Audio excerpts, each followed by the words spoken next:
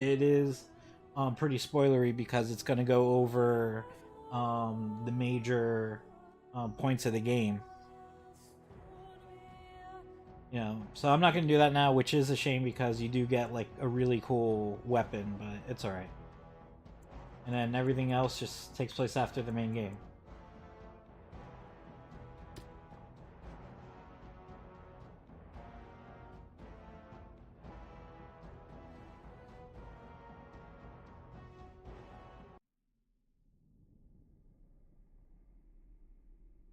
And so is the golden city blackened with each step you take. My hall marvel at perfection, for it is fleeting. You have brought sin to heaven and doom upon all the world.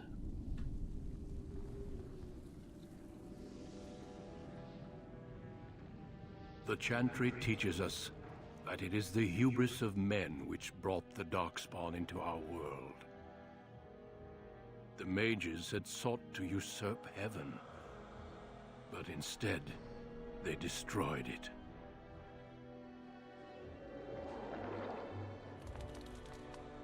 They were cast out, twisted and cursed by their own corruption. They returned as monsters, the first of the Darkspawn.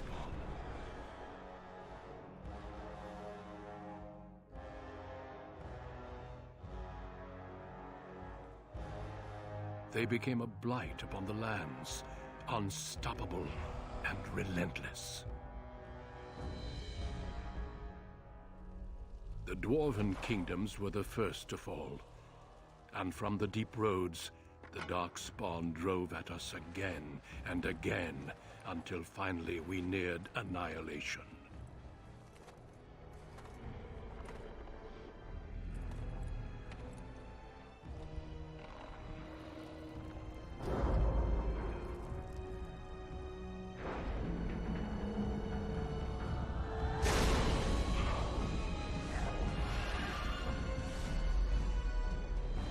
Until the Grey Wardens came. Men and women from every race, warriors and mages, barbarians and kings. The Grey Wardens sacrificed everything to stem the tide of darkness and prevail.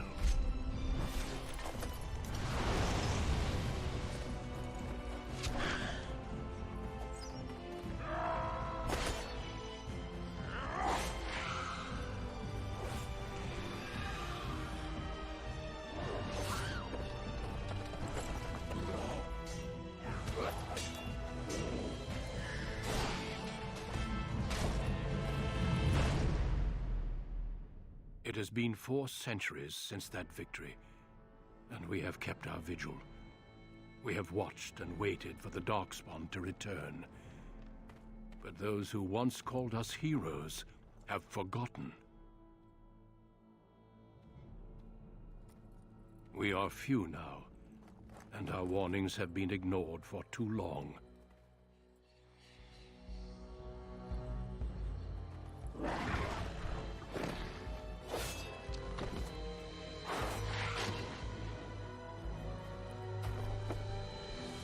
It may even be too late.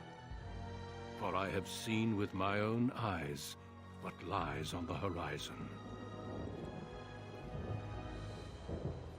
Maker, help us all.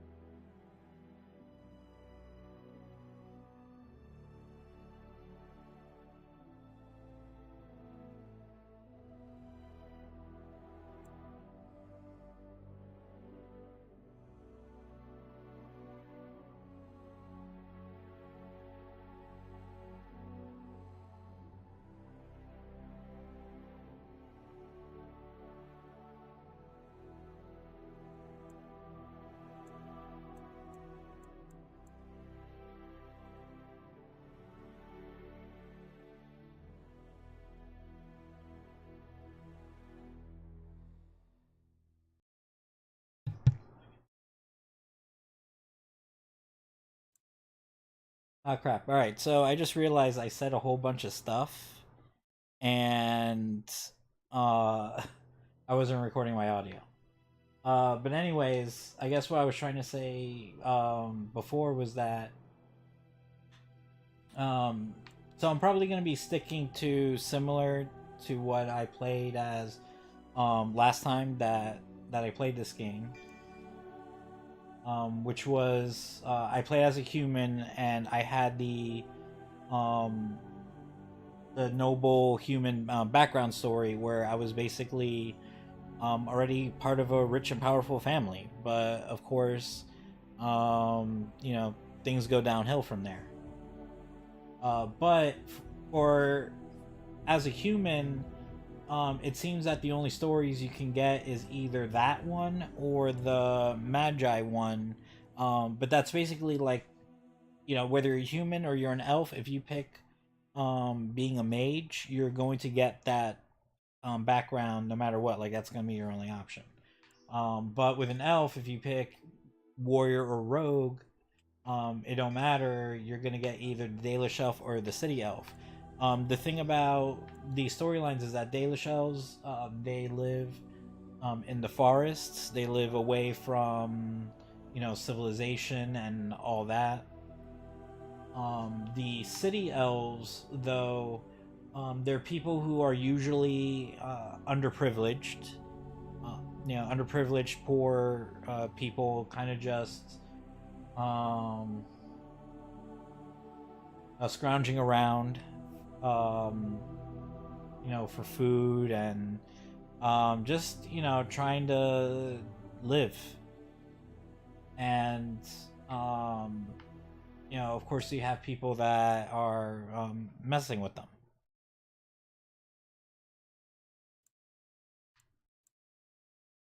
and their way of life. So then for the dwarves, you could only be warrior or rogue. And then the only storylines you could be for either of them is you got dwarf, commoner born castless in a land where rank is everything, bound as the lackey and thug of a local crime lord. You have spent your life invisible until chance thrusts you into spotlight where you can finally prove whether you'll be defined by your actions or your birth. And then Dwarf Noble. As the favorite child of the Dwarven King, you probably take up your first military command only to learn that the deadly intrigues of family and sycophants may pose greater danger than even the battlefield. Now, there's one... Oh no, that's the city. Okay. So yeah, so each one can get to kinda. Reason why I say kinda is because for the human, they can, if they're a mage, then they get the magi background. If you're not a mage, you decide to be a warrior or a rogue, then the only other story is the human noble. So that's that. It's not like the dwarves or the elves where you actually get a choice of backgrounds after you select them. But since I want to stick to something similar to how I was playing last time, I'm gonna go with human male. Gonna go as a warrior. And then gonna go with the only thing I can be, which is a human noble. Alright, that's Aiden. I think that's a stupid name. So I'm gonna change it to my gamer tag.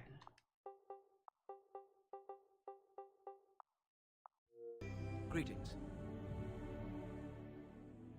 And then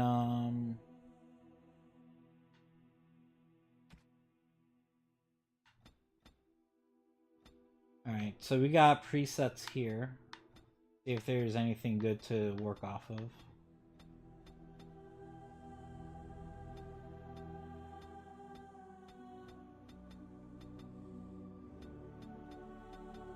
Alright, I guess I'll start with this.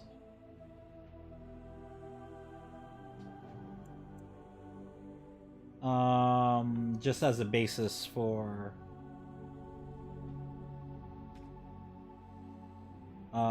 for whatever alterations I'm gonna do. So my last name is Oslin or Kuslin, which is a stupid last name, but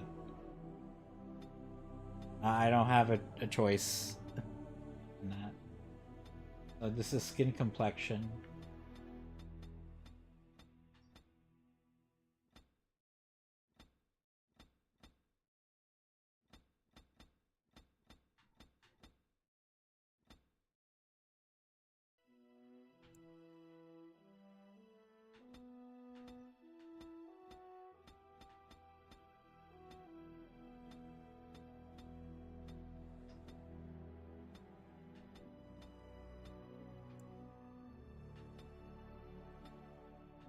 Put tattoos on my face. I'm not though.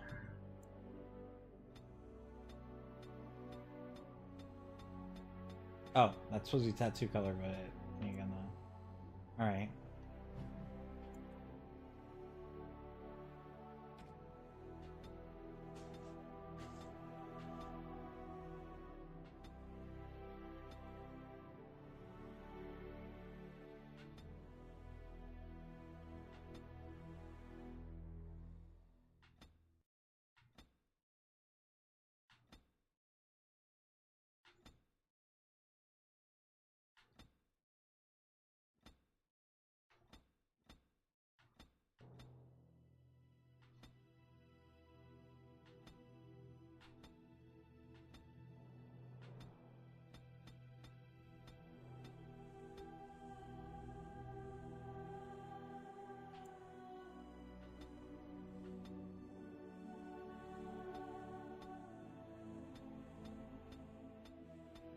I'm not gonna go with a beard or anything.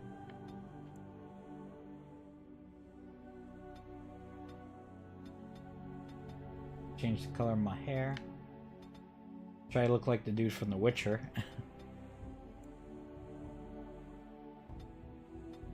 Alright, different eyebrows.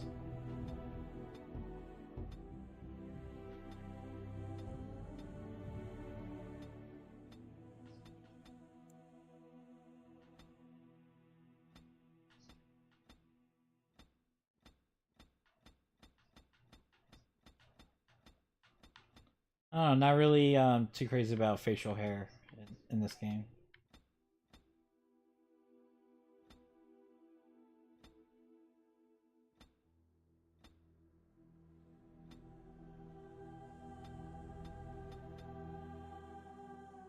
So leave them clean shaven.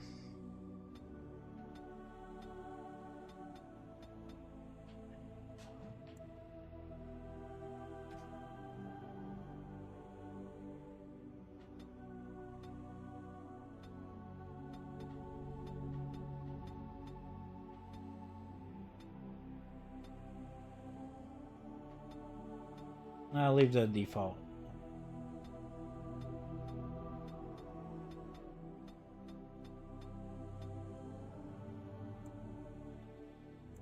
Yeah, stuff like this, I'll just leave default. You know, I don't really care about. I mean, even though it's cool that for a lot of these types of games where you can alter, the complete facial structure of these characters' faces, and a lot of times even their body. But I don't care for all that.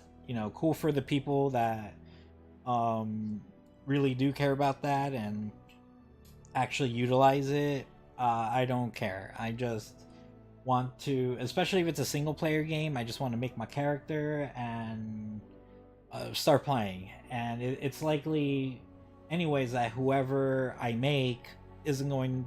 I'm not going to have another lookalike character in the game.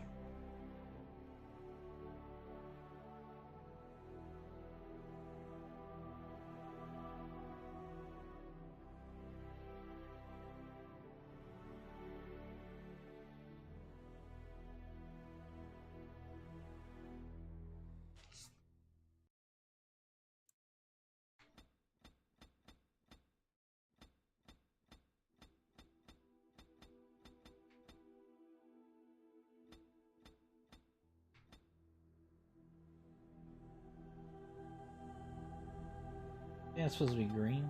Kind of hard to tell.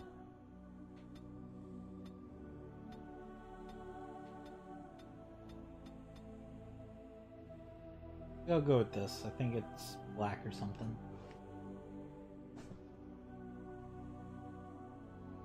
No.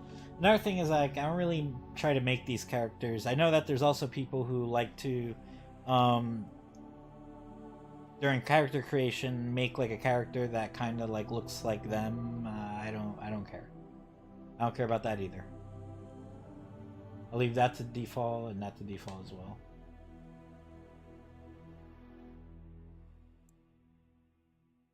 Yeah, see, we got no shape, sizes. Yeah, I'm just gonna leave that default. I'm gonna leave everything at default. I don't care. Mouth height, lip size, mouth width, overbite. Yeah, I'm just gonna leave that on default. Maybe. I mean, I notice this guy does have big lips, so that's not gonna do. Yeah, that barely did anything.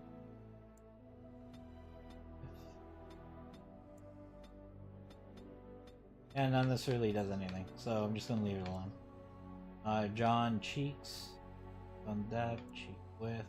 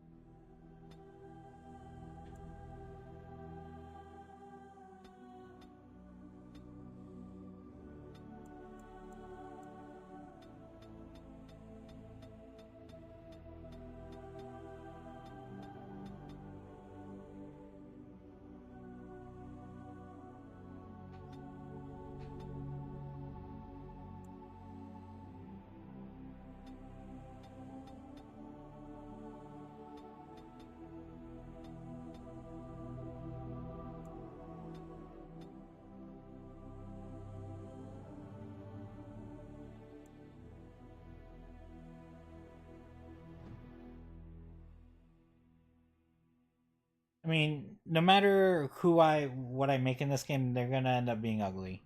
Because for whatever reason, in Bioware games, everyone's just ugly.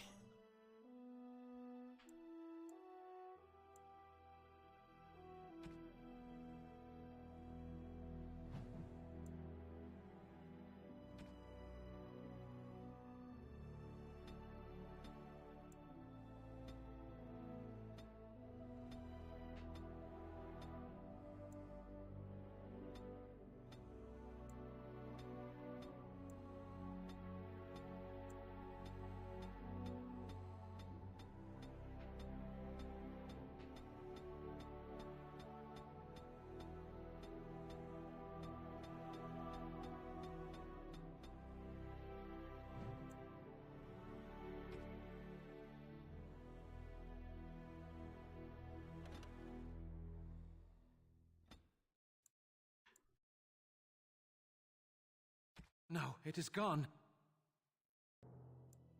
How do you do? Greetings.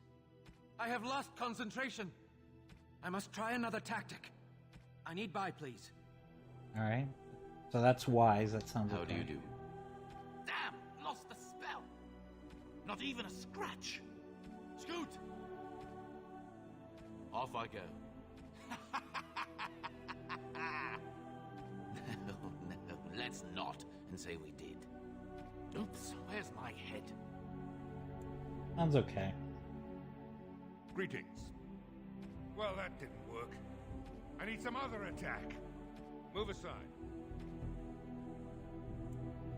Greetings. I cannot cast it. It is unharmed. I must get by. Charmed, I'm sure. I lost the spell. This weapon does nothing. Move aside, please. Farewell. Oh no, that won't do. Ah, there went the spell!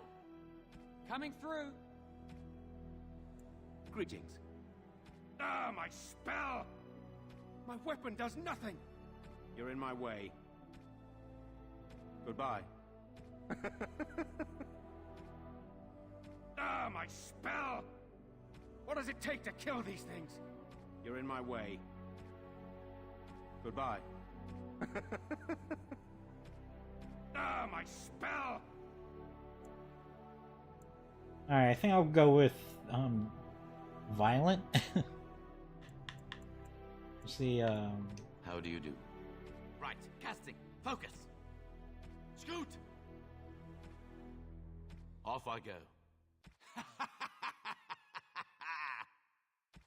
No, let's not and say we did. New weapon. Greetings. I have lost the spell. My weapon does nothing. I need buy, please. Greetings.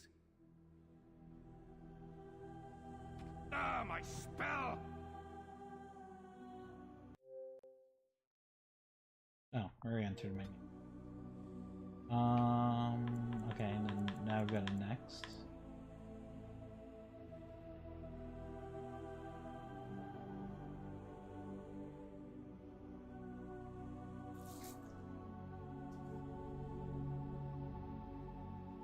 Alright, so now I have to spend points. I really have to remember what I'm gonna need them for when building my character. So luckily I did Leliana's song, so I know that if I'm going to be dual wielding, I believe that has to be, I have to have high dexterity. But I also know that if I want to be using you know, powerful, heavier swords, wearing heavy armor, I have to up my strength as well. So it looks like I'll be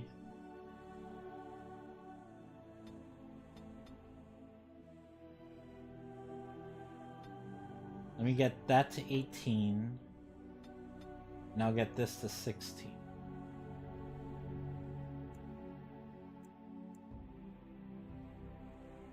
Oh yeah, and then I'm gonna need cunning for stuff like this and this.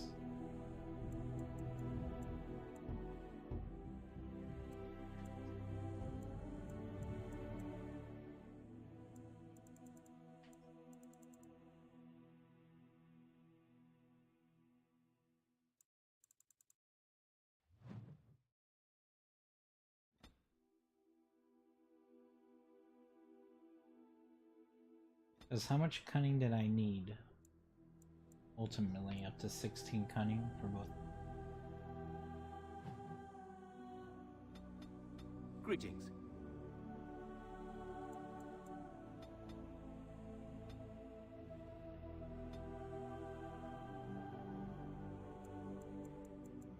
Alright, so I'll move him to 16 cunning right away, so that way, whenever I have to get points for this, I don't have to worry about it. But as I'm playing the game, I do have to raise his strength and dexterity.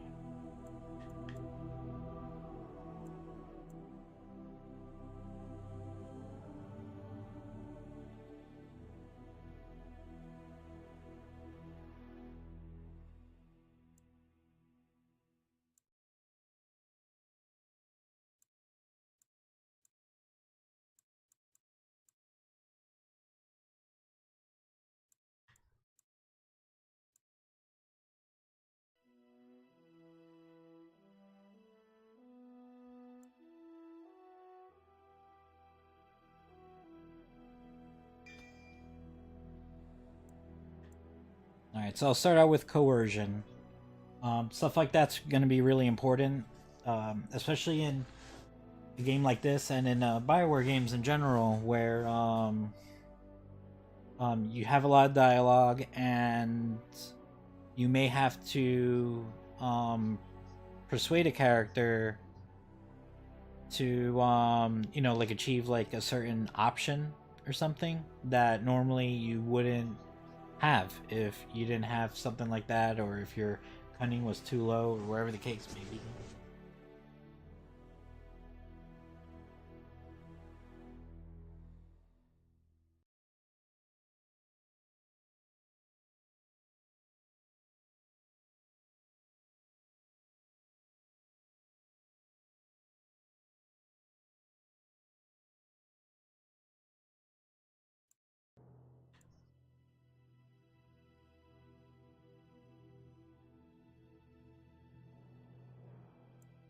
Alright, we got 2 points to spend here.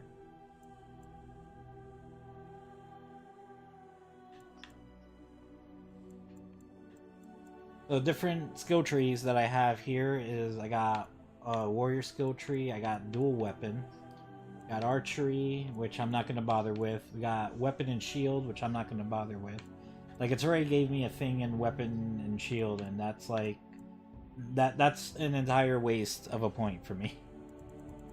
But I guess it's for... just so for now I can have a sword and a shield. You know, before I get to dual weapon training.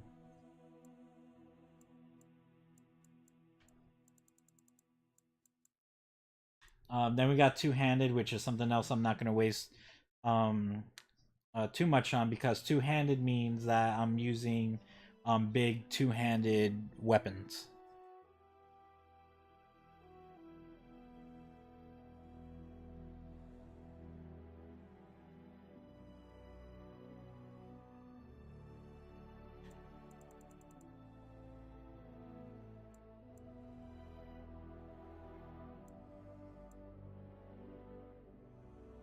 So let's start filling out this warrior stuff before I get into dual weapons.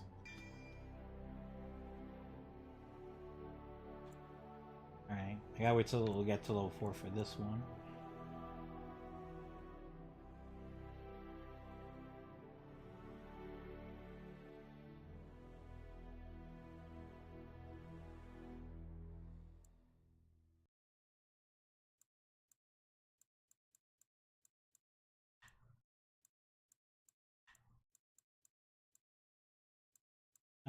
So you know what? I think I'll give myself the dual weapon training now.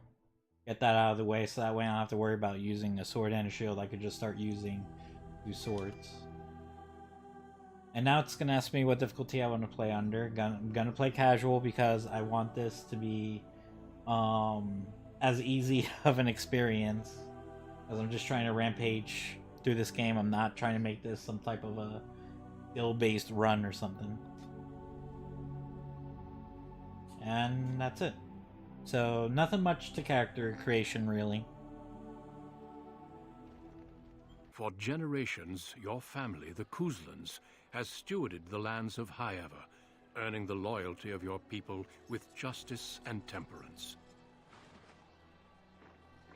When your country was occupied by the Orlesian Empire, your father and grandfather served the embattled kings of your land. Today, your elder brother takes up House Kuzlan's banner in service to the crown, not against the men of Orlais, but against the bestial Darkspawn rising in the south. I trust then that your troops will be here shortly. I expect they will start arriving tonight, and we can march tomorrow. I apologize for the delay, my lord. This is entirely my fault. No. The appearance of the Darkspawn in the south has us all scrambling, doesn't it? I only received the call from the king a few days ago myself. I'll send my eldest off with my men. You and I will ride tomorrow just like the old days. True. Though we both had less grey in our hair then, and we fought Orlesians, not monsters. At least the smell will be the same. I'm sorry, Pup, I didn't see you there. Hal, you remember my son? I see he's grown into a fine young man. Pleased to see you again, lad.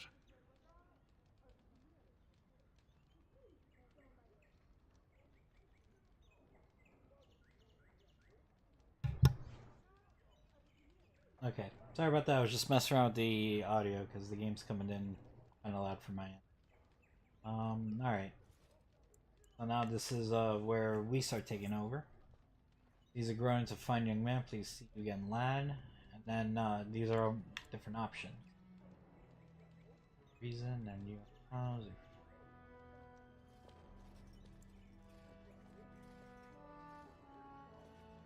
My daughter Delilah asked after you. Perhaps I should bring her next time.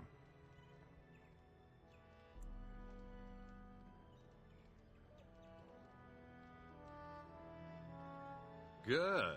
She goes on about your prowess as a warrior. I think you have an admirer, young man. At any rate, Pup, I summoned you for a reason. While your brother and I are both away, I'm leaving you in charge of the castle.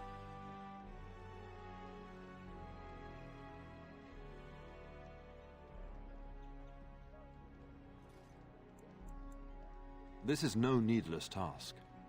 I ask you to take a great responsibility. Only a token force is remaining here, and you must keep peace in the region. You know what they say about mice when the cat is away, yes? There's also someone you must meet. Please, show Duncan in. It is an honor to be a guest within your hall, Tyrn Cousland. Your lordship, you didn't mention that a Grey Warden would be present. Duncan arrived just recently, unannounced. Is there a problem? Of course not. But a guest of this stature demands certain protocol. I am at a disadvantage. We rarely have the pleasure of seeing one in person, that's true. Pup, Brother Aldous taught you who the Grey Wardens are, I hope.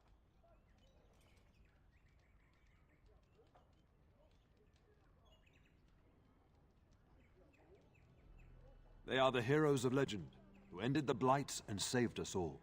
Duncan is looking for recruits before joining us and his fellow Wardens in the south. I believe he's got his eye on Sir Gilmore. If I might be so bold, I would suggest that your son is also an excellent candidate. Honor though that might be, this is one of my sons we're talking about.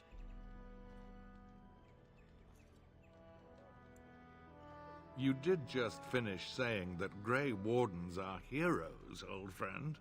I've not so many children that I'll gladly see them all off to battle. Unless you intend to invoke the right of conscription. Have no fear.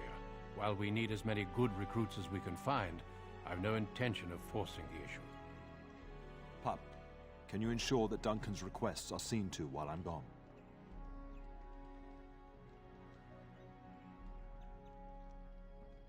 In the meantime, find Fergus, and tell him to lead the troops to Ostagar ahead of me.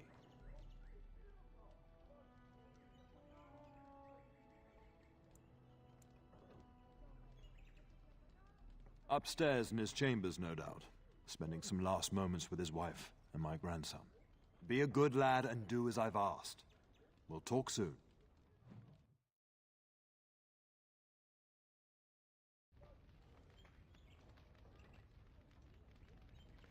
Alright, now we're finally in control.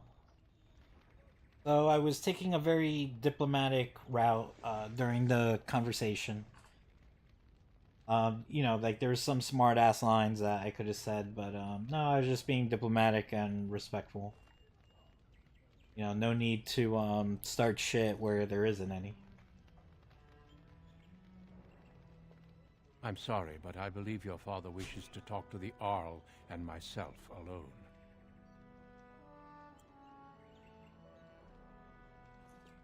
Your father has left you in charge of the castle? Then I will see you at dinner tomorrow, if not sooner. Honestly, the Wardens would be thrilled to have you, but I won't go against your father's wishes. If you wish to discuss this further, however, let us talk after your father and the Arl depart. I'm standing right here, you know. I'm only suggesting satisfying my host's curiosity, as tempting as recruitment might be.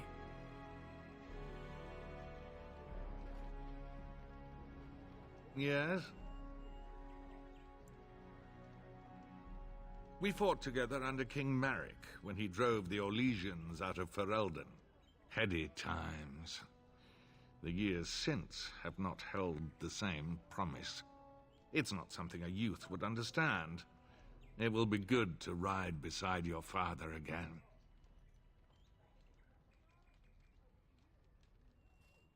Your father hasn't spoken of our time with him? That man took care of his friends. As they say, he was large as life and twice as tall. It's too bad Kalen isn't half that.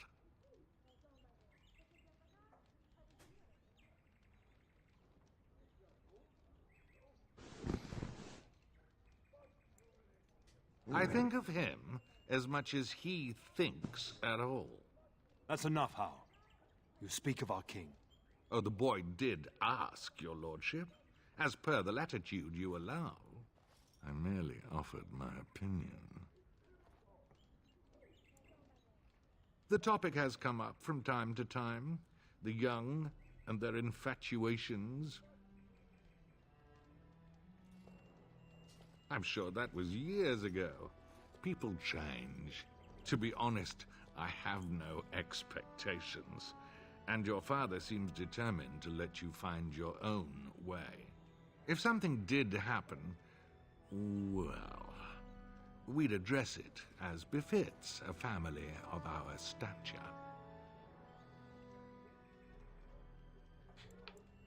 I'm sure there will be much to discuss once I return.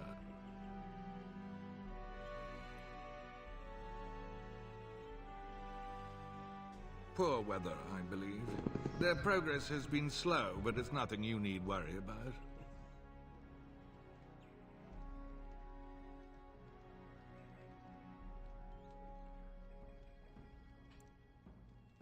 In a manner of speaking, if I had reinforced our border levies earlier, my troops could have left before the rains.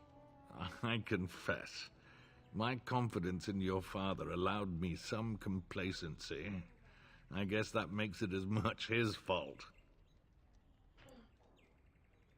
I thank you. That is quite unnecessary.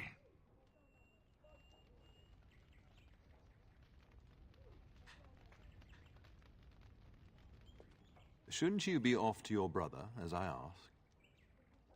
Your brother and I go into battle, not an afternoon tea. Who knows what will happen to us? I will tell you, however, you're my cherished son. I love you, and I trust you completely to carry on the Kuzlan name if the worst should happen. But don't worry about me, dear boy. You'll have enough to occupy your mind while I'm gone. When the king demands it. In fact, not sending our forces south would be a distinctly bad idea. Don't worry, pup. You shouldn't see many problems, but I want you to prepare the men left here, in case. Legends of the Blights tell of horrible things. These Darkspawn once threatened many lands. If we can't hold them, you must prepare for the worst.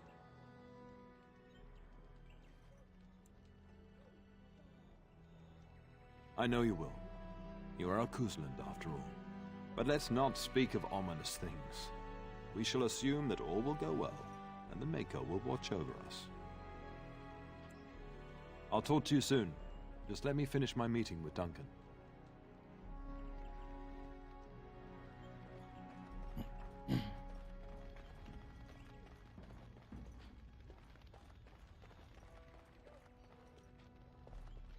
Good evening, my lord. Greetings, my lord. You are the Terran's son, are you not?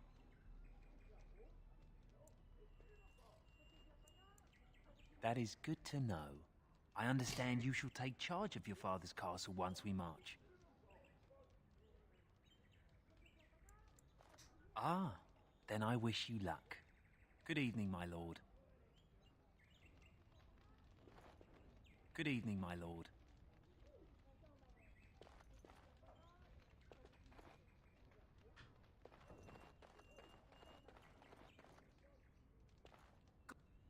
Good evening, my lord.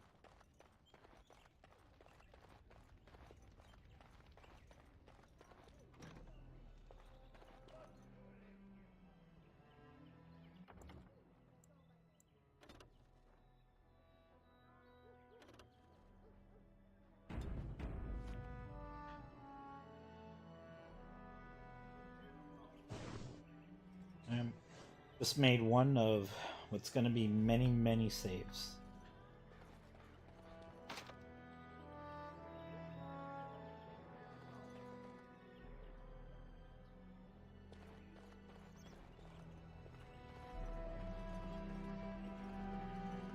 Now's better than later.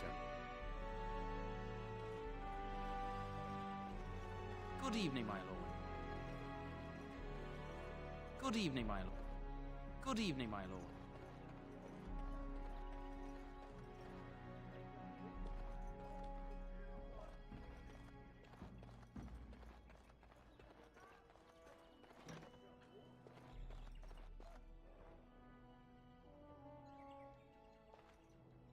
Evening, my lord.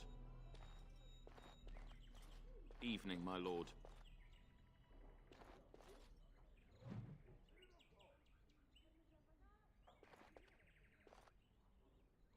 Maker, prepare a place for us. Redeem our world from sin. Forgive our transgressions. Maker, forgive us all!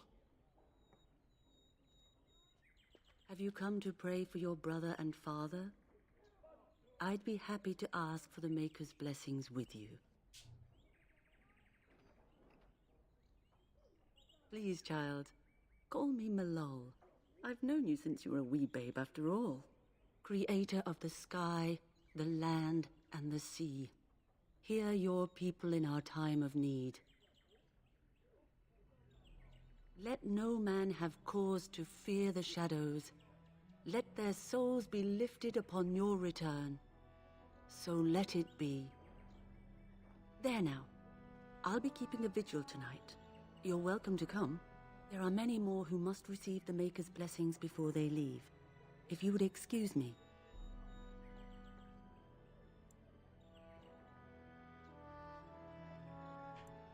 I cannot. Many await my attendance before they march into the unknown. We shall talk once the soldiers have departed.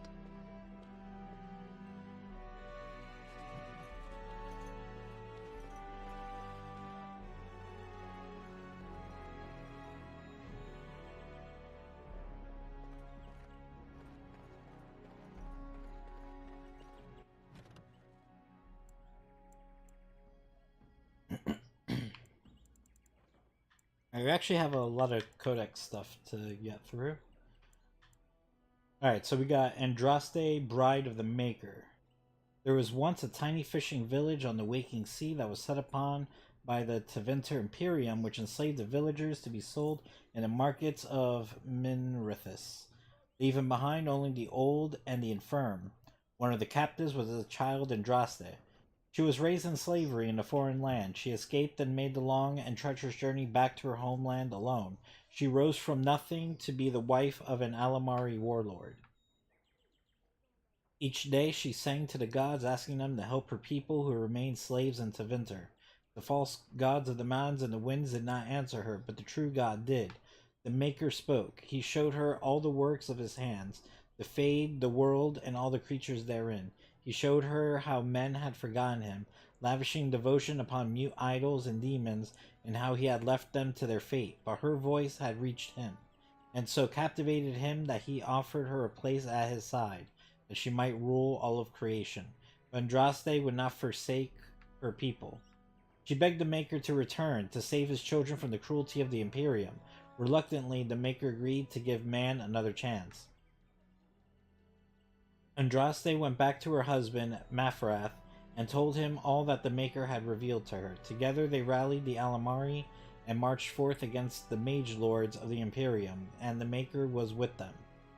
The Maker's sword was creation itself, fire and flood, famine and earthquake. Everywhere they went, Andraste sang to the people of the Maker, and they heard her. The ranks of Andraste's followers grew until they were vast, tide washing over the Imperium. And when Mafrath saw that the people loved Andraste and not him, a worm grew within his heart, gnawing upon it. At last the armies of Andraste and Mafrath stood before the very gates of Minrithis, but Andraste was not with them. For Mafrath had schemed in secret to hand Andraste over to Tevinter. For this, the Archon would give Mafrath all the lands to the south of the Waking Sea. And so before all the armies of the Alamari and of Tevinter, Andraste was tied to a stake and burned while her earthly husband turned his armies aside and did nothing, for his heart had been devoured. But as he watched the pyre, the Archon softened. He took pity on Andraste and drew his sword and granted her the mercy of a quick death.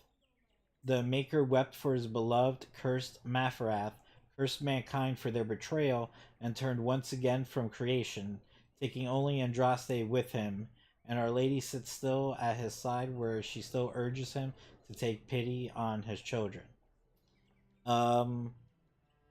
Basically Jesus, kinda.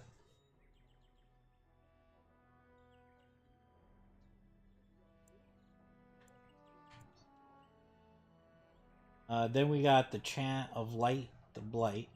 No matter their power, their triumphs, the mage lords of the Winter were men and doomed to die.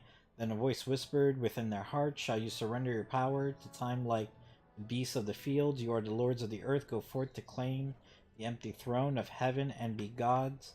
In secret they worked magic upon magic, all their power, all their vanity. They turned against the veil until at last it gave way. Above them, a river of light. Before them, the throne of heaven. Waiting beneath their feet, the footprints of the Maker. And all around them echoed a vast silence. But when they took a single step toward the empty throne, a great voice cried out, shaking the very foundations of heaven and earth. "And so is the golden city blackened, while each step you take in my hall. Marvel at perfection, for its fleeting. You have brought sin to heaven and doom upon all the world." Oh, okay, so this was part of the quote that came up at the very beginning of the game. "Violently were they cast down, for no mortal may walk bodily in the realm of dreams, bearing the mark of their crime, bodies so maimed and distorted that none should see them and know them for men. Deep into the earth they fled, away from the light and darkness eternal. They searched for those who had goaded them on, until at last they found their prize, their god, their betrayer, the sleeping dragon Dumat. Their taint untwisted even the false god, and the whisperer awoke at last in pain and horror, and led them to wreak havoc upon all the nations of the world." The first blight.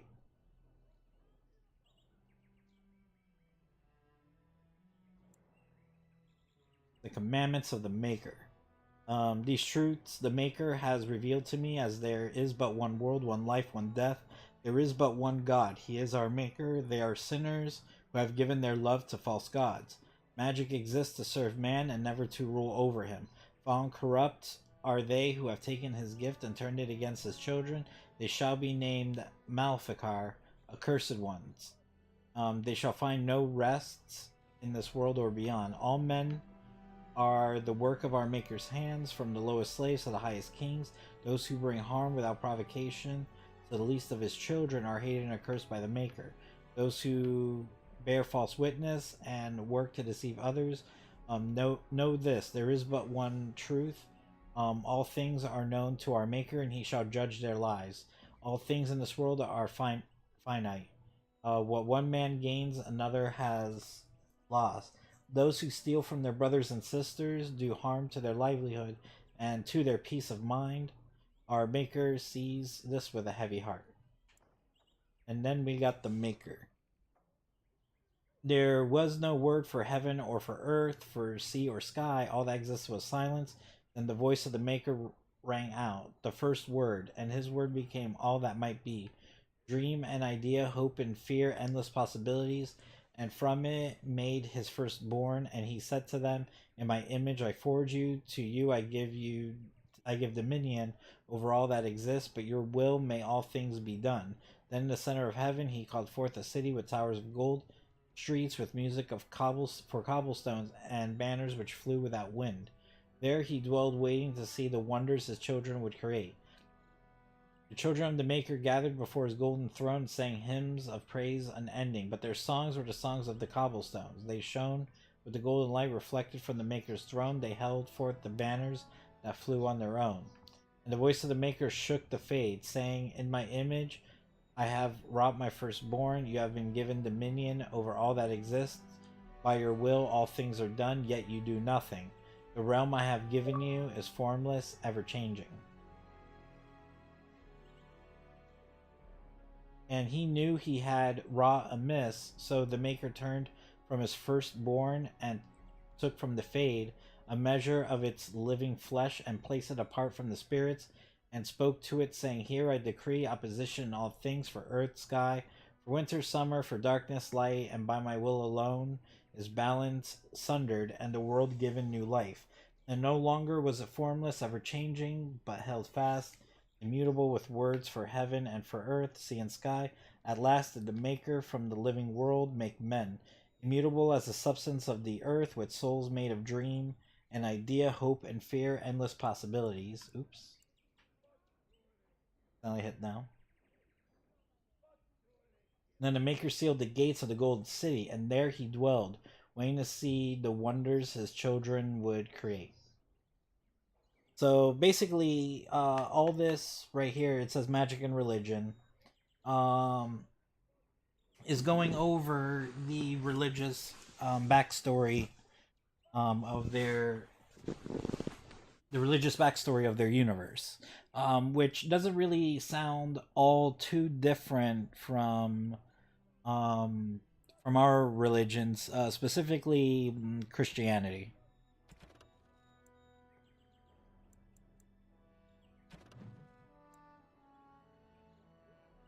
So now we have some culture and history. However, Castle Highever, which I guess is my castle, has stood since the Divine Age, when it was not an independent banner, but merely an outpost of the growing banner of Amaranthine, in the days before Amaranthine became an Arling itself.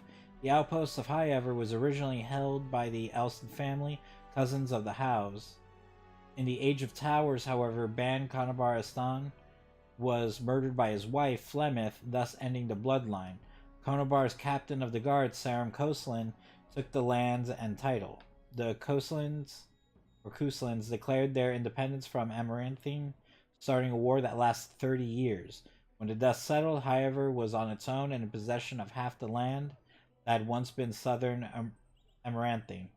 However, became a Ternier during the Black Age, when Halia Coslin gathered the lords together under her banner to drive the werewolves out of their lands, earning herself the title of Terna almost as an afterthought. Today, the Highever is one of only 2 remaining Terniers, making the Coslin family second in rank only to the king. Alright, so this is basically going over I guess your family background of sorts, and also showing like how where you are in the social ladder of the kingdom, and you're up there, or the character I'm playing as is up there. So if you play as this human noble, I mean, you're as close to royalty without necessarily being royalty, but you're up there.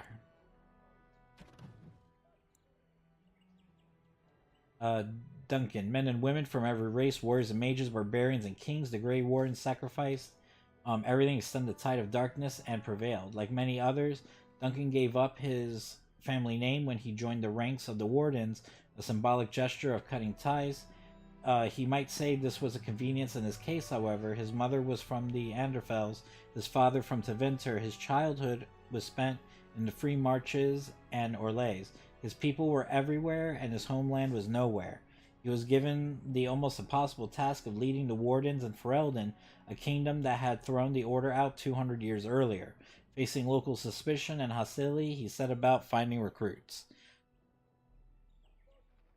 So this dude is basically like the Obi-Wan Kenobi of the story, or the Liam Neeson of the story. And then Arl Rendon Howe. It would be good to ride into battle once more, won't it, old friend? The Arling of Amaranthine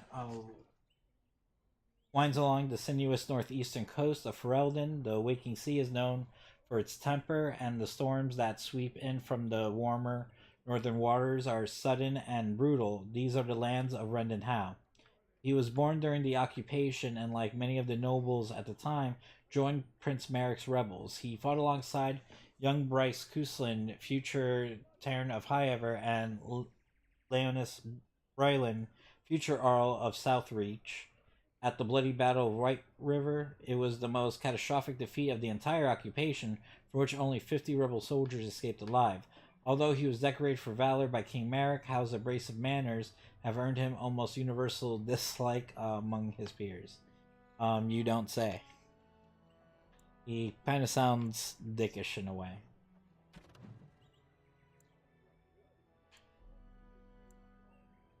And then this is just telling me about in-game stuff.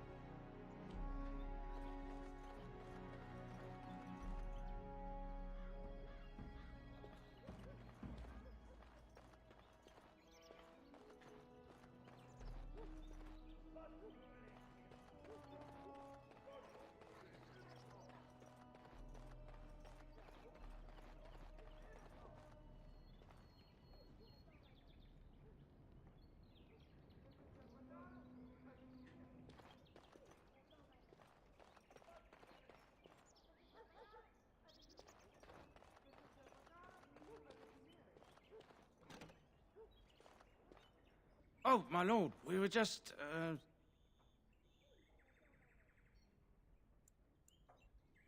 Well, the treasury's safe.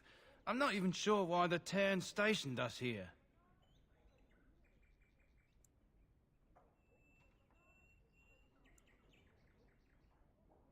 I don't know. Nobody has come to look at the treasury.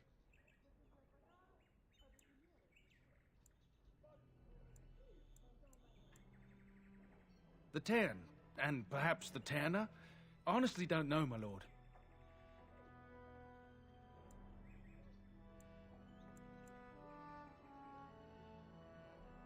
Yes, my lord. Thank you, my lord.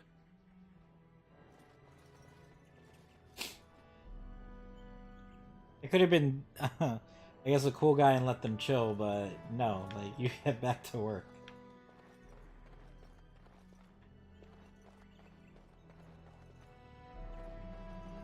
Good evening, my lord. I can't do that.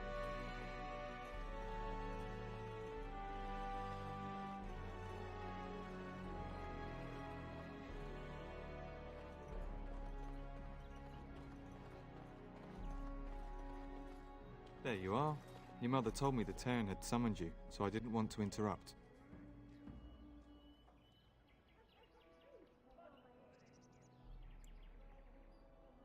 Pardon my manners, my lord. It's simply that I've been looking all over the castle for you. I fear your hound has the kitchens in uproar once again, and is threatening to leave.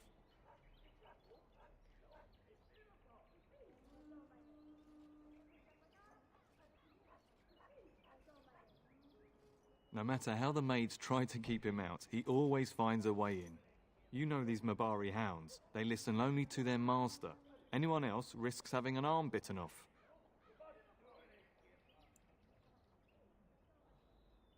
I'm not willing to test that. You're quite lucky to have your own Mabari warhound, you know. Smart enough not to talk, my father used to say.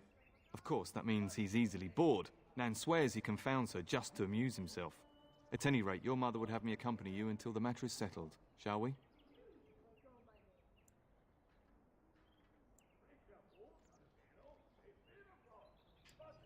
She was entertaining Lady Landra and her son when I left her. Perhaps in the atrium? Before we go, my lord, might I beg a question? I've heard from several people that a Grey Warden is here. Is that true? Then, is it also true that this Grey Warden was asking after me?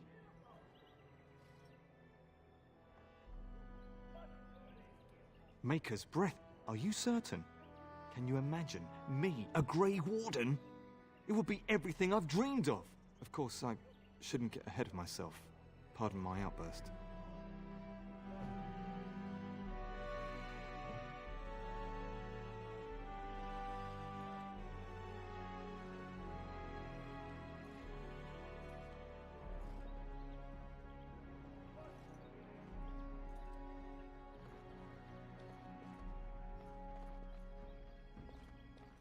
You really should go after your hound, my lord, before he does something worse.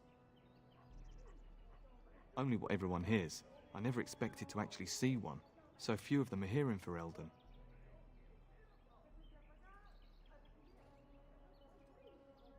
Never. You hear about Darkspawn attacking homesteads and travelers, but I thought they were just stories. I hear they only recruit the most skilled. It'd be disappointing if that wasn't true. I only know that once you become a Grey Warden, your old life is over. There's no going back.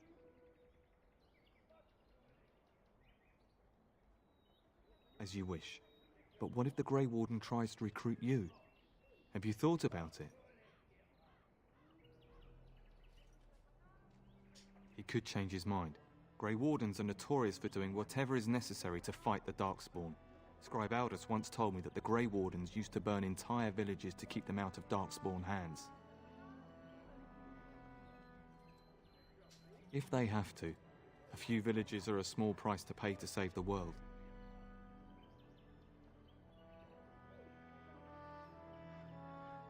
Surely you jest, my lord. You're strong, skilled, and easily the equal of men twice your age. The Grey Wardens would be fools to overlook you. I suppose you have many other options. Me, I would give anything to be recruited. I would were it my choice. Your father decided I should remain with the complement guarding the castle. I hope that's because this Grey Warden wishes to see me.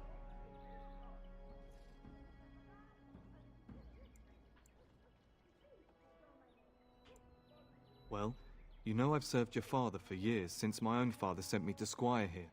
My father is a minor lord in the Bannorn, but our land is little more than a glorified farmstead. I do miss it, though. The valleys of the Bannorn are beautiful this time of year. I take great pride in serving the town. Still, if I had the opportunity to join the Grey Wardens, I wouldn't hesitate.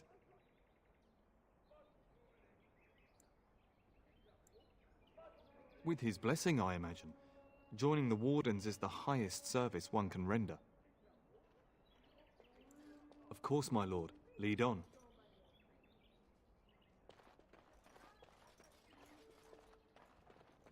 Good evening, my lord. Good evening, my lord.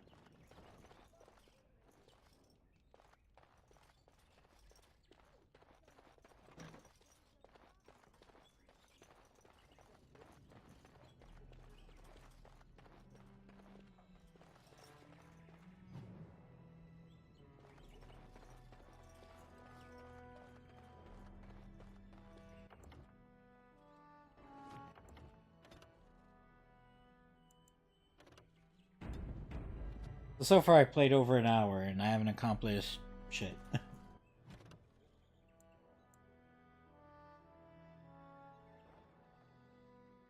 The Grey Wardens. The First Blight had already raged for 90 years. The world was in chaos, a god has risen, twisted, and corrupted. The remaining gods of Tevinter were silent, withdrawn. What writing we have recovered from those times is filled with despair, for everyone believed, from the greatest archons to the lowliest slaves, that the world was coming to an end.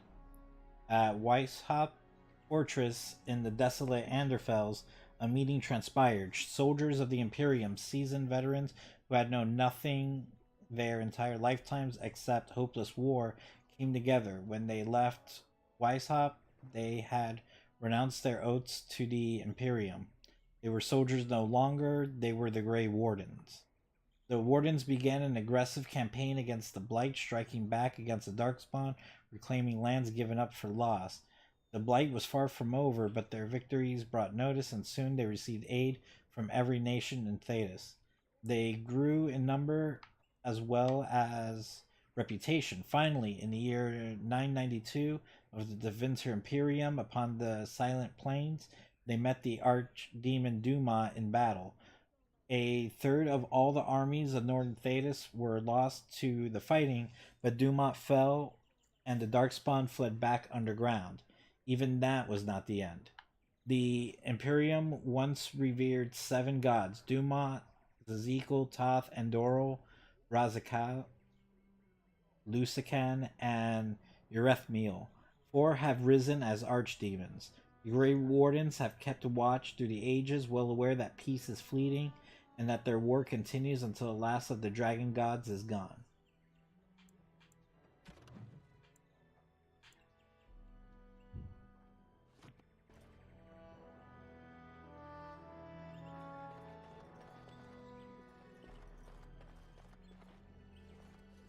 Hello, my dear boy.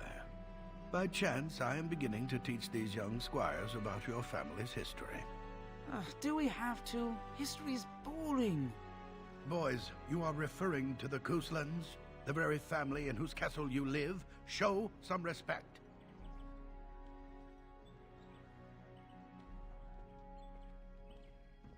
I see you haven't changed. Perhaps it would benefit you to join our lesson.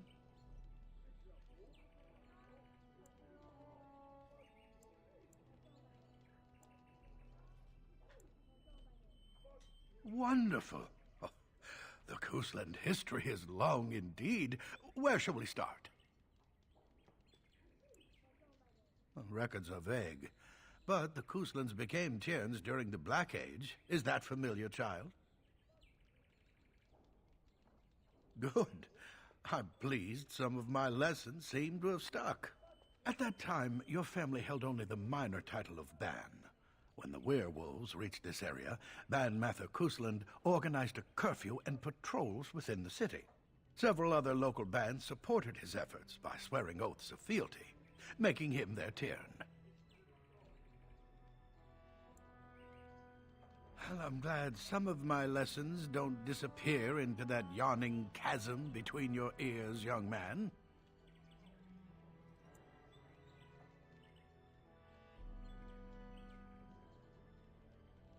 It seems you've already plumbed the depths of your potential, then.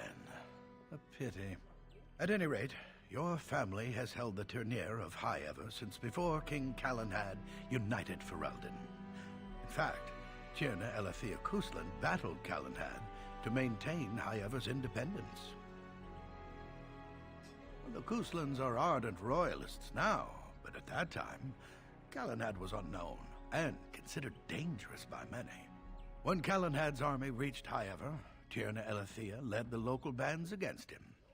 Obviously, Calenhad won. Calenhad wished to unite Ferelden, not conquer it. After Elethea's men were defeated, Calenhad asked her to swear fealty. The boulder where they held council still stands today as a memorial of that event. The history between the Couslands and the House reaches back to the Orlesian occupation. During your grandfather's rule, of course, Orlais found it difficult to hold these lands. During the rebellion against Orlais, several battles were fought near High Ever. The port village of Harper's Ford was the tourneur's center. Its Jarl was Tarleton Howe. Though nearly 90, he was still as sharp and bitter as cheap ale. Your grandfather openly supported the rebellion, but Howe sided with Orlais. Your family was forced to seize Harper's Ford before it was all over.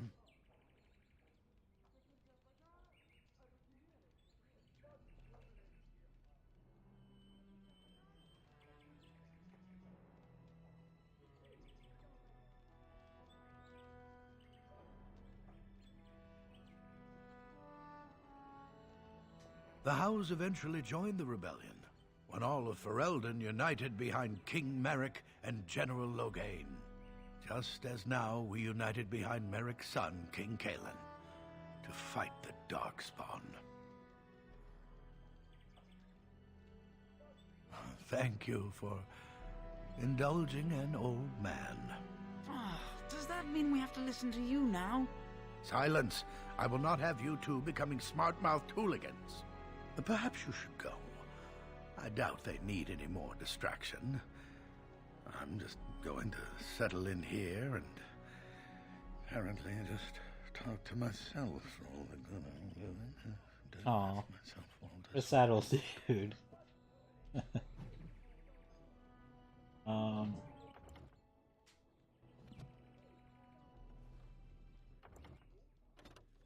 So basically, it sounds like the whole point of that conversation is to kind of get background story on your family's history.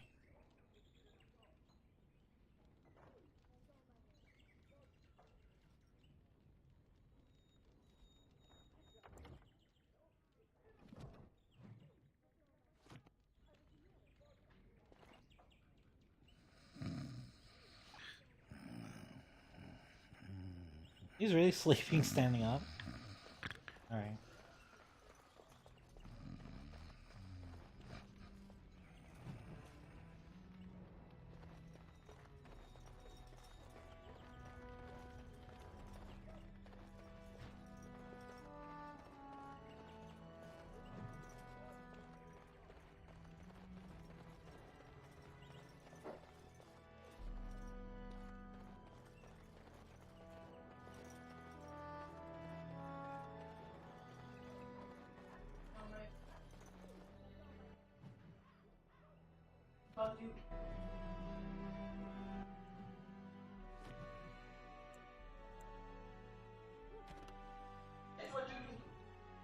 Oh, quests. We gotta find Fergus, your father, Taryn Bryce Cousland, or Howe had been summoned by King Kaelin to the battle at Ostagar. However, Howe's forces have been delayed. You have been sent to tell your brother Fergus that he should leave for Ostagar ahead of your father. Fergus is probably in his room saying goodbye to his wife and child. Then we got Mischief in the larder. Get your trusty hound out of the larder. Sir Gilmore has come to you with a problem in the kitchen. Your dog is in the pantry causing problems and the cook wants you to deal with him. Sir Gilmore will join you while you deal with the matter. Then we got downloadable content stuff.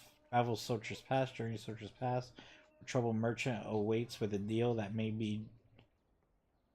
just be too good to be true. Probably don't have access to that yet.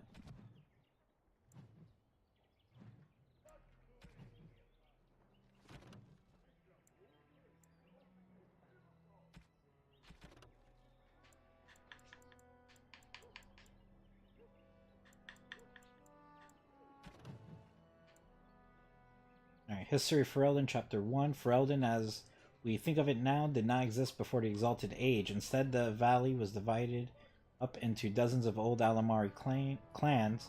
They warred constantly with one another over land, honor, the allegiance of the freeholders, and, on one notable occasion, the name given to a favorite Mabari.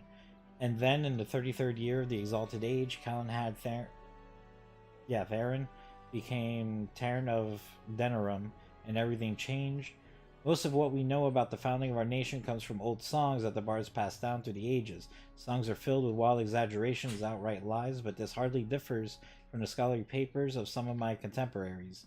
There is no agreement among poets or scholars on how he did it, but Calenhad gained the support of the Circle of Magi, and they crafted for him a suit of silvery white armor that by all accounts repelled both arrow and blade.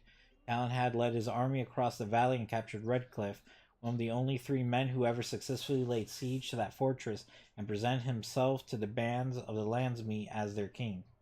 The poets tell us that every lord knelt before Calenhad without question. The fact that he attended the Landsmeet surrounded by ash warriors and loyal mages of the Circle is generally omitted from the ballads, however.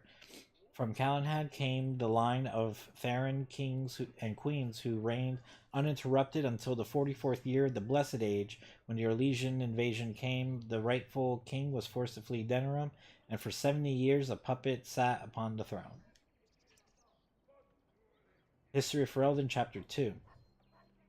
The occupation was a dark blot on Ferelden's history. Our people, who from time immemorial valued their freedom over all else, were forced to bow to Orlesian rule. The Empire declared our elves property and sold them like cattle. Chevaliers routinely plundered... Funny I could say chevalier, but I can't say fucking routinely.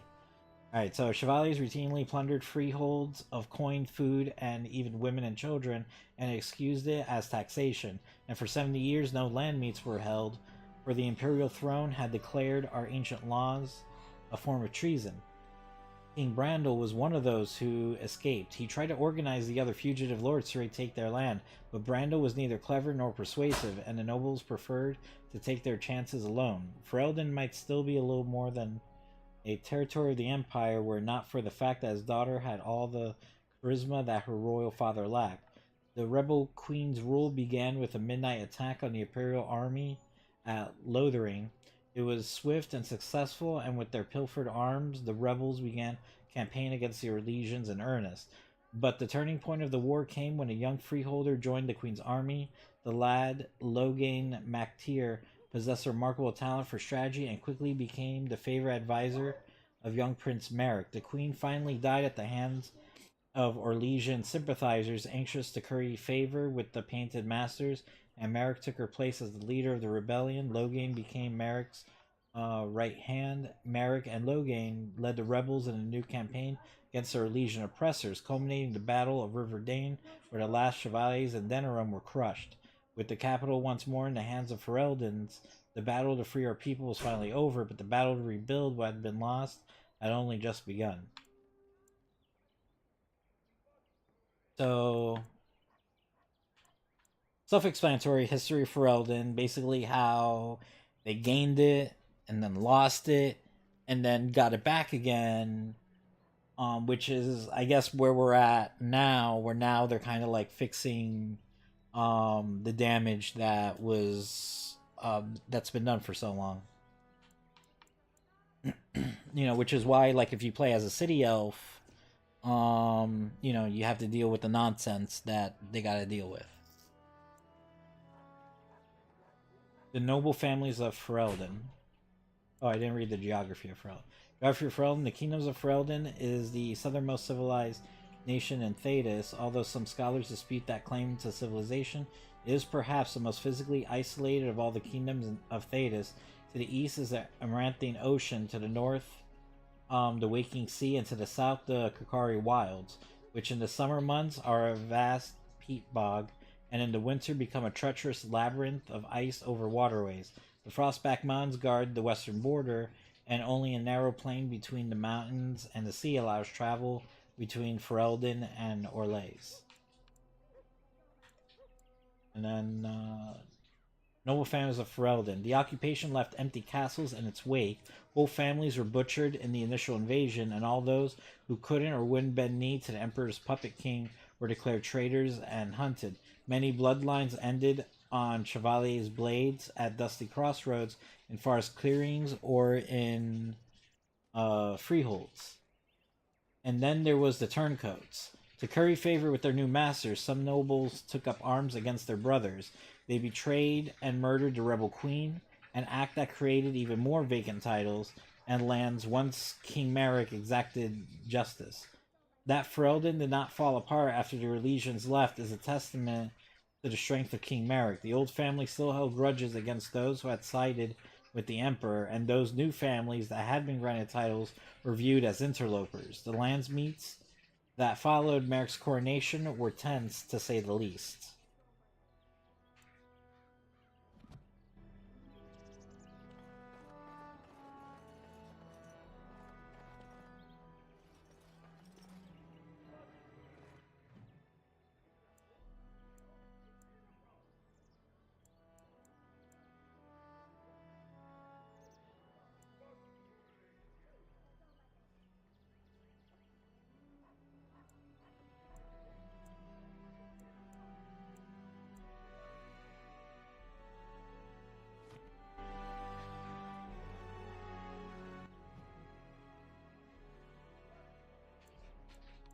Okay, I think it just came from around this side.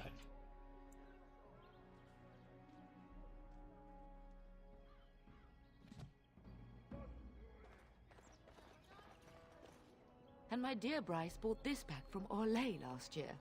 The Marquis who gave it to him was drunk, I understand, and mistook Bryce for the king. Ah, here is my son, along with Sir Gilmore. Tell me, Sir Gilmore, has my pup collared that dog yet? Not just yet, your ladyship.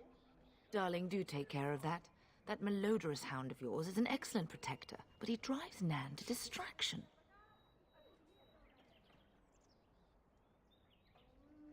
I'm not asking you to travel to the moon. The kitchen is just around the corner. Sir Gilmore, see that it gets done. As your ladyship commands. Good. With any luck, I'll be able to feed my guests before the end of next week. Darling, you remember Lady Landra? I think we last met at your mother's spring salon. You're too kind, dear boy. Didn't I spend half the salon shamelessly flirting with you? Right in front of your family, too. You remember my son, Dyron. I believe you two sparred in the last tourney. And you beat me handily, as I recall. It's good to see you again, my lord.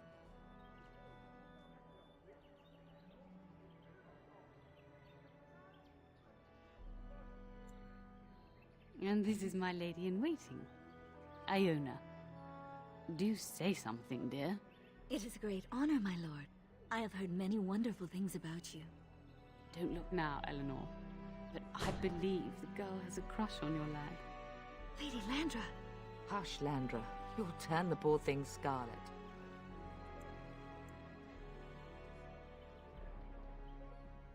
All evidence to the contrary. I think perhaps I shall rest now, my dear. Dyron, I will see you and Iona at supper. Perhaps we'll retire to the study for now. Good evening, your lordship. Sir Gilmore.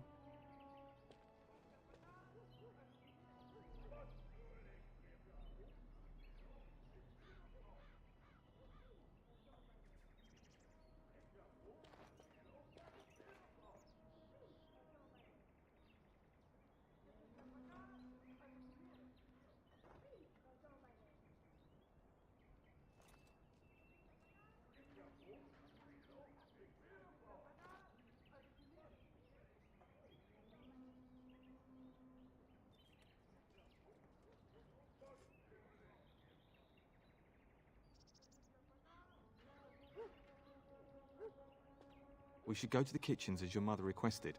I don't want her angry at me. Of course, my lord.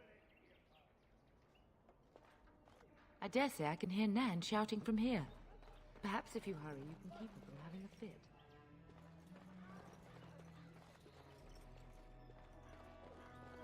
Good evening, my lord.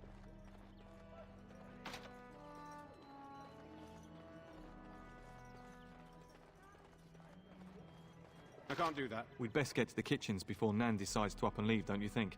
You know what your mother would...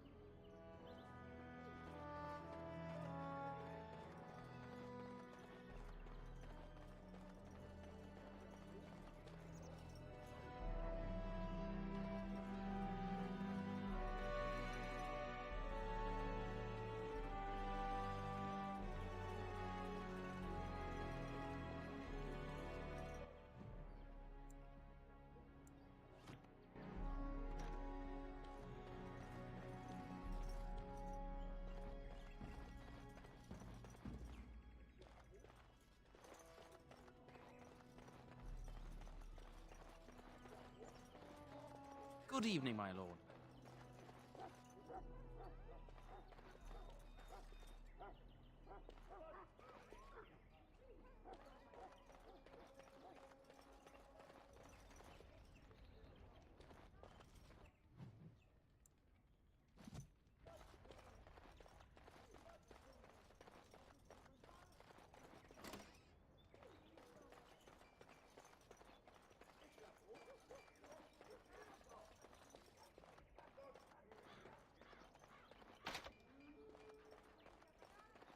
Good evening, my lord.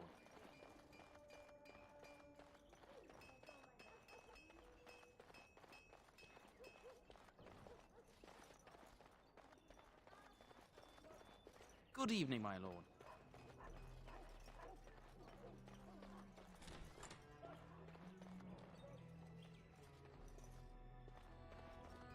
We will serve you well while the Terran is gone. We will serve you while the Terran is away.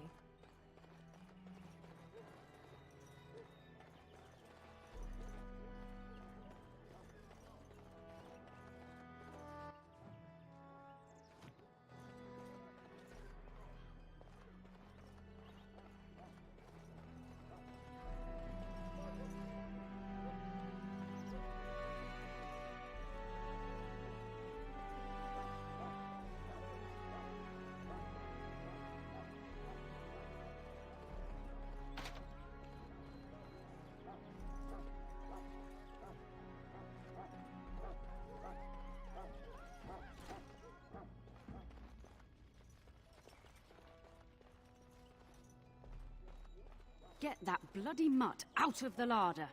But mistress, it won't let us near. If I can't get into that larder, I'll skin both of you useless elves, I swear it. Calm down, good woman. We've come to help. You and you! Your bloody mongrel keeps getting into my larder. That beast should be put down.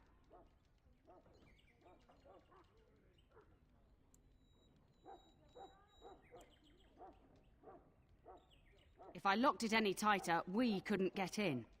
Oh dear. Mistress, calm down, please. That's it. I'll quit. Inform the turner. I'll go and cook at some nice estate in the Banorn. Nan, please. We'll get the dog. Calm down. Just get him gone. I've enough to worry about with a castle full of hungry soldiers. You two, stop standing there like idiots. Get out of the way. We will serve you while the Terran is away. Why are you talking to me, young man? That wretched creature is likely eating my beautiful roast as we speak.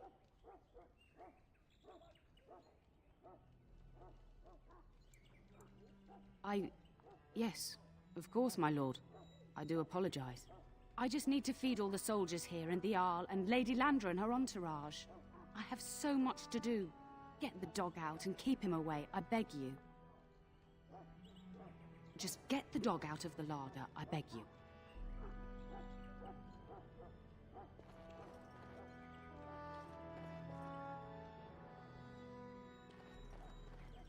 Castle is so eerie with everyone preparing to ride south. We'll be up It'll be so very empty. late tonight, so the Arl's men can be given proper quarters.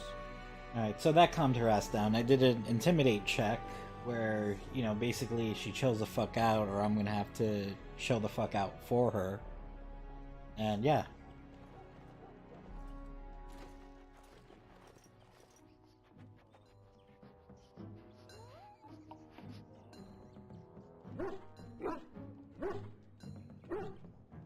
Oh, look at that mess. How did he even get in here?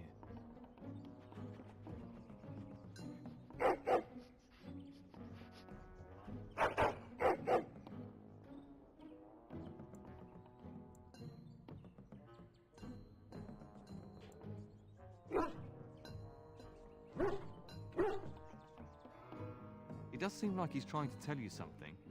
Wait, did you hear that?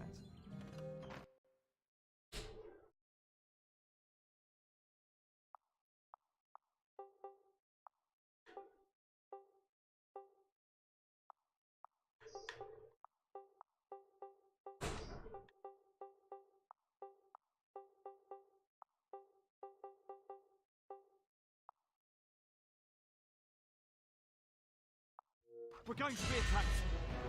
Can I get you a ladder so you can get off my back? All right, all right. Got it. I'll get on it.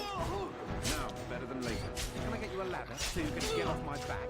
Got it. All right, all right. This is like a bad adventure story. Giant rats? It's like the start of every bad adventure tale my grandfather used to tell. Your hound must have chased them in through their holes. Looks like he wasn't raiding the larder after all.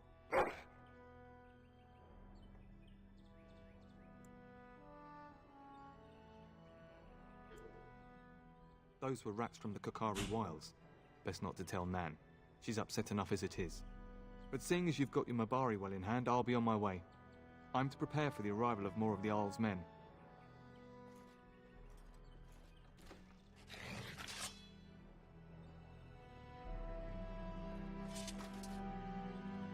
Alright, so that was pretty much the first major battle of the game that you get to do.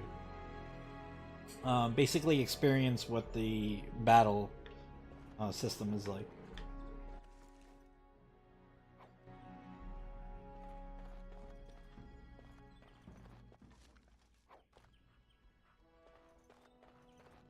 There he is, as brazen as you please, licking his chops after helping himself to the roast, no doubt.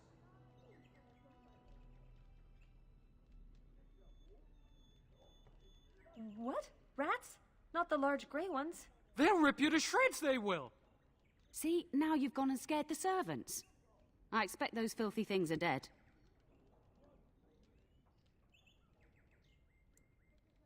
Oh, I bet that dog led those rats into there to begin with. Oh, don't even start with the sad eyes. I'm immune to your so-called charms. Here then, take these pork bits and don't say that Nan never gives you anything. Bloody dog. Thank you, my lord. Now we can get to work. That's right, you two. Quit standing about.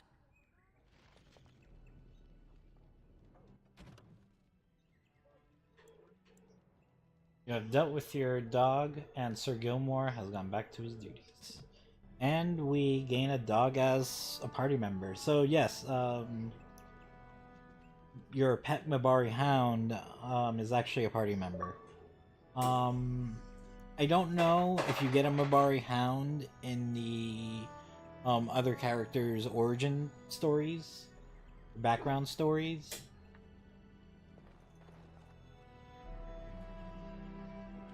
But I know you do with this. Thank you again for your help. Now, if you'll just hold on a moment. Yes? Adney, get moving with those casts. And Kath, do you think you can serve that to the turn with dirt from the floor all over it? Miserable old bat.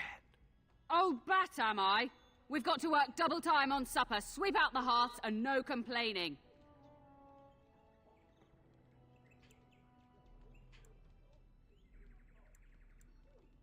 Just keeping order. That's why your father keeps me on. The good maker knows I needn't take care of you anymore. Thank you for coming to your old nanny's rescue. That blasted hound is more trouble than he's worth. He is. And don't start with me. You've gotten all you're getting today. But what about you, my lord? Been keeping safe and well behaved, I hope?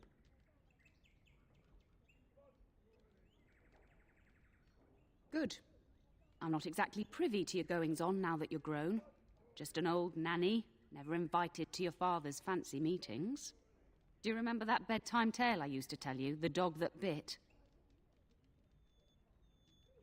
Good. Then you can start.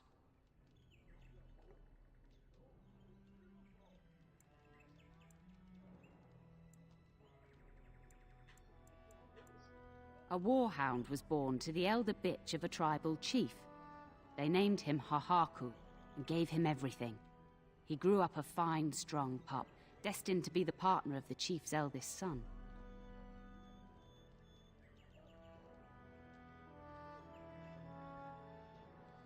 The young hound became arrogant, taking food from his kin and warning them, in the way of dogs, that the chief's family would punish them if they tried to attack him. Years passed, and the time for the chief's son to take a warhound came closer. Hahaku's pride swelled, and many of the people of the tribe came to the chief, quietly whispering of this dog's bullying. With each complaint, the chief saw only Hahaku's strength and pride, and sent his people away. But as his son grew, the chief watched more closely. The day might come when his boy's life would depend on this dog. If the humblest of his people would not trust Hahaku, how could he?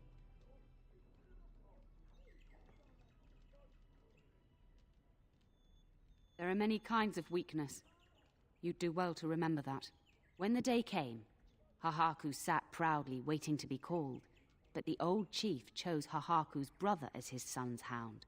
Hahaku was shamed, but felt no remorse. So great was his rage that he darted across the fire pit and bit the chief's hand.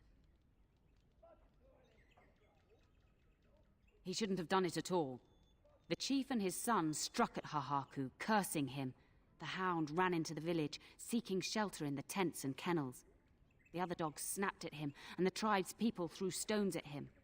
Before the chief could reach him, the tribe had torn Hahaku apart. Now, what should you carry from this tale?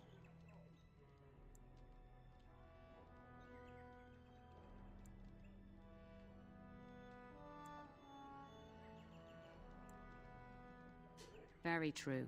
Hahaku thought himself above the others and expected his position to protect him. But you're far too old now for an old woman to be reminding you to watch how you behave, hmm?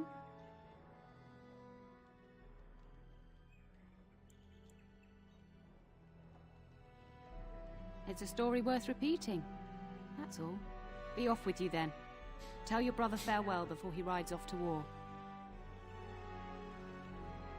I can't chatter anymore. I've a whole army to feed, and then some. And don't think you two will get away from me anytime soon. I heard that. I'd beat you black and blue if I didn't need your arms working. Blasted elves.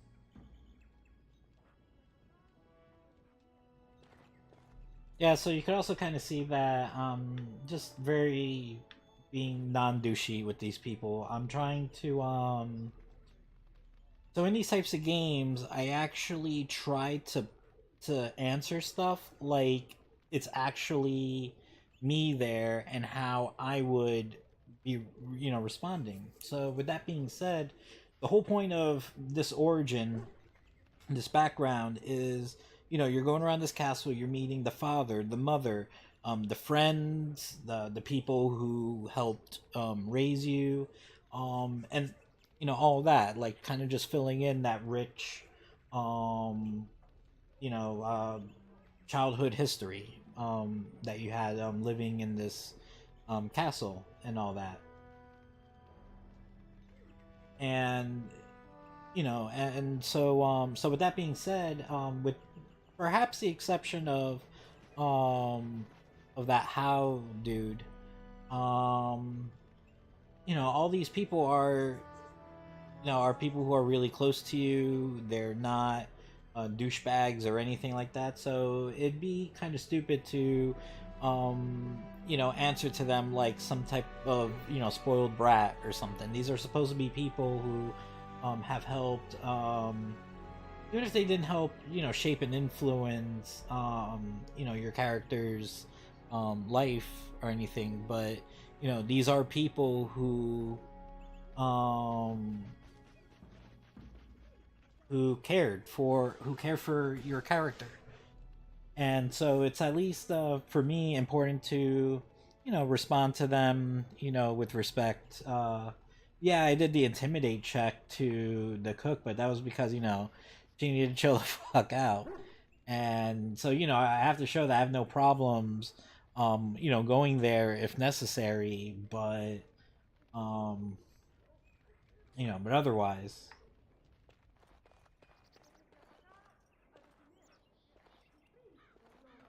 So now it's safe to go talk to my bro. Now we gotta go and get to him. I should, let me save it again.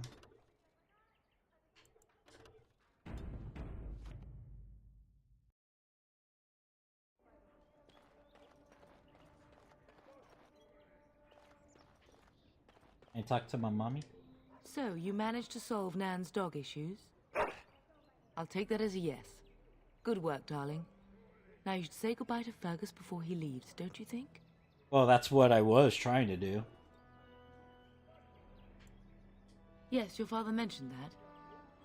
You haven't got it into your head that you want to be recruited.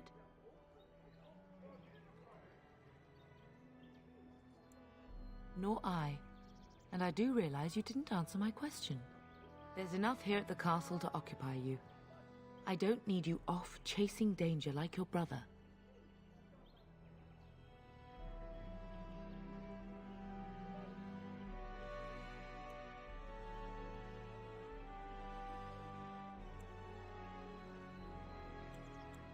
For a few days. Then I'll travel with Lady Landra to her estate and keep her company for a time. Your father thinks my presence here might undermine your authority.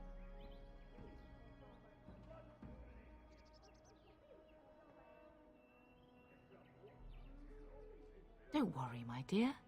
It won't be long. As do I. Your father and brother are marching off to fight Maker knows what. All the assurances in the world don't comfort me. But it wouldn't help for us to take up arms and follow. Fergus and your father have their duty, and we have ours.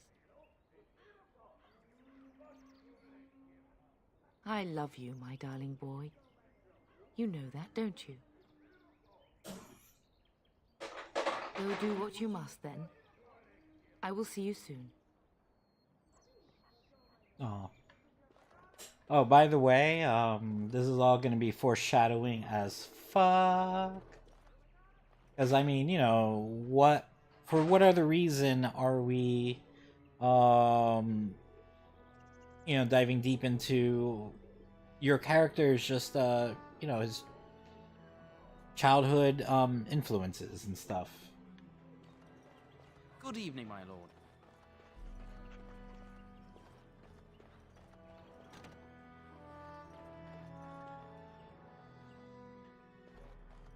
I can't do that. I can't do that.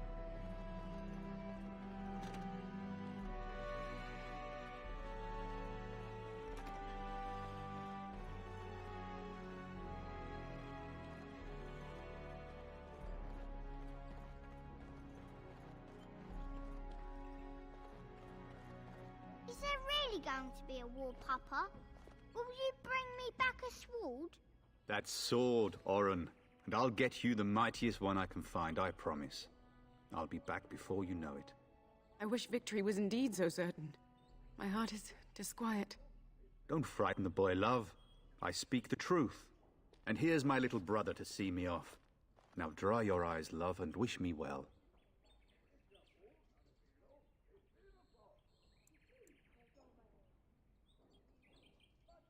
He is as mortal as anyone, despite his refusal to believe. Now, love, no need to be grim.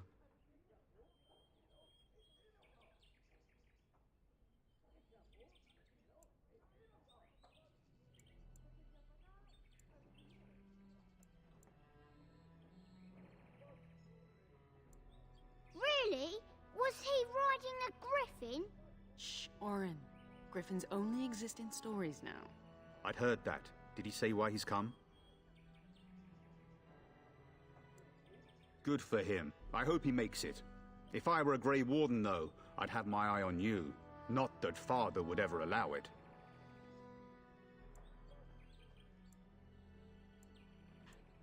If it's any consolation, I'm sure I'll freeze in the southern rain and be completely jealous of you up here, warm and safe.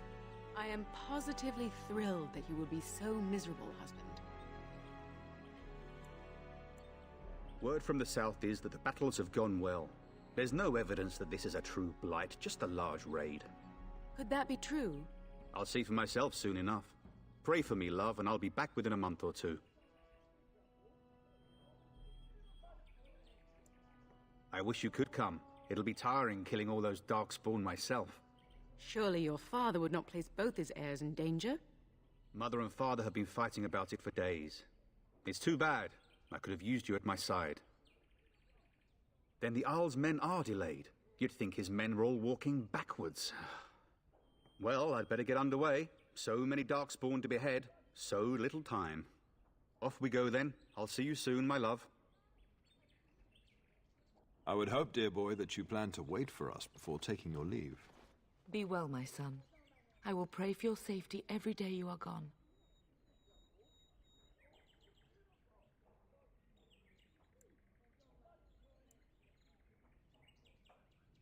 I keep telling you, no Darkspawn will ever best me. The Maker sustain and preserve us all. Watch over our sons, husbands and fathers, and bring them safely back to us. And bring us some ale and wenches while you're at it. For the men, of course. Fergus, you would say this in front of your mother? What's a wench? Is that what you pull on to get the bucket out of the well? A wench is a woman that pours the ale in a tavern, Oren. Or a woman who drinks a lot of ale. Bryce, Maker's breath. I swear it's like living with a pack of small boys. I'll miss you, mother dear. You'll take care of her, brother, won't you?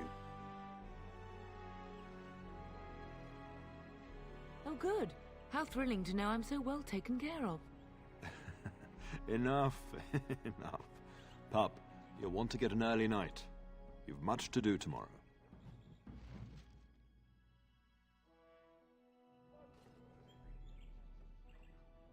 Alright, I'm gonna go use the restroom real quick. I'll be right back.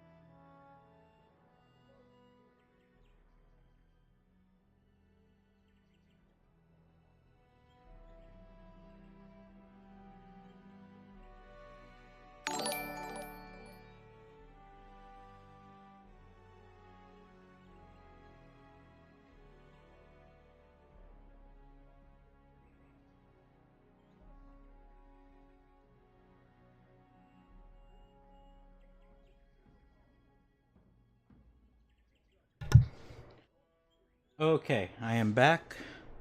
Restroom break took a little longer than I was planning to.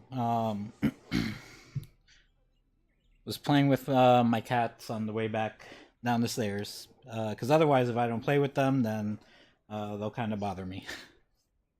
So I'll play them, tire them out, and then they'll go lay down. And leave me alone. Kinda. Except for when they want to sleep. Let's say, while I was gone, I noticed I got a follow from Alex 0114W. So thanks for the follow. I hope you enjoy watching games like Dragon Age. I wasn't actually planning on playing this recently. But certain circumstances in my life made me have to play this game. But I do have other games on the horizon that I plan on playing very soon, and one of those is definitely the Spider-Man game that's going to be coming out this week, actually.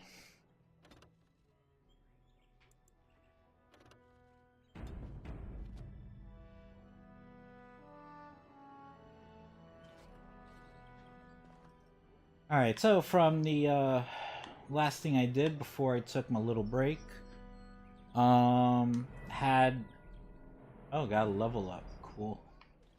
Had a nice little family discussion. This is really like a nice family, a close-knit family. They're all seem really cool with each other and all that, which is why I wasn't giving any like douchey responses, because everyone seems cool. So if I was gonna be a douchebag to them, it's like I'd have to go out of my way to like accomplish that. But none of them are bad people or douchebags. There's just a nice, closely knit family. Perfect to be ripped right from you, isn't it? All right, let's go handle leveling up and all that. So we got 3 points to spend on. I think I'm good for now with the cunning. So I think I should probably up strength and dexterity. So I'm going to start with strength first.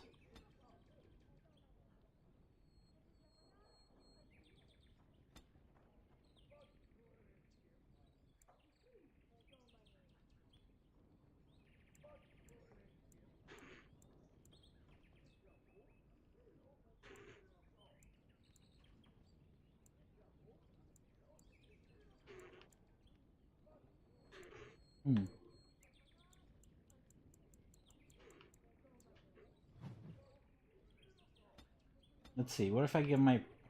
Nah, I'll give it to strength for now. I'll worry about dexterity soon enough.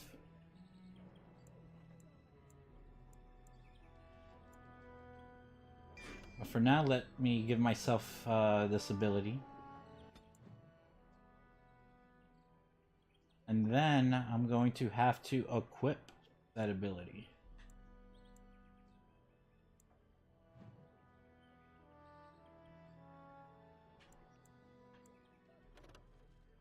Alright, it's already in.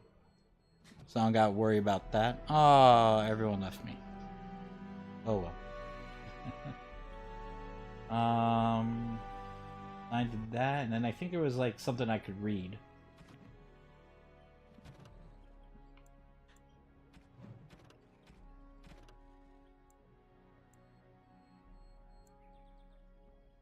Seems that your father's errand was just a ruse to get his family together one last time before he left for battle.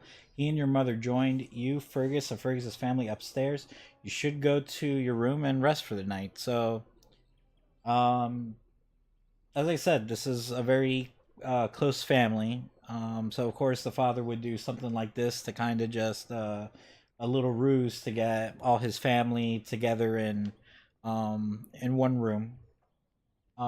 So everyone can say their final goodbyes. I mean, before they leave for the thing that they might get killed from. I'm pretty sure that's the case, but I'm not necessarily positive. But we do got a couple of things to read. So we got dogs in Ferelden. I am frequently asked during my travels in other lands to explain dogs omnipresent in Ferelden. Inevitably, I tell my foreign questioners, and there are no more dogs in my homeland than in their own. In every civilized corner of Thedas, an astute observer will notice dogs employed in hunting game, keeping barns and storehouses free of vermin, herding livestock, guarding homes, and even used as beasts of burden in the mountains. It is simply that Ferelden show appreciation for the work that our dogs do, and perhaps the reason for that is tangled up in mythology. Hafter, the first man to be named Tern, the hero who united our Alamari ancestors to drive back the darkspawn of the Second Blight, was reputed to be the son of a werewolf. Now perhaps this was meant to be some comment on his temperament, or simply a way of making a great man even larger in life, but more than half the noble families of Ferelden claim to be descendants of Hafter, and consequently many of our people believe they have some distant kinship to wolves. It is only good manners to be polite to one's kin. So that seems to kind of go over Ferelden's history, you know, of, I guess, you know, their appreciation for dogs and all that. Then we got politics of Ferelden.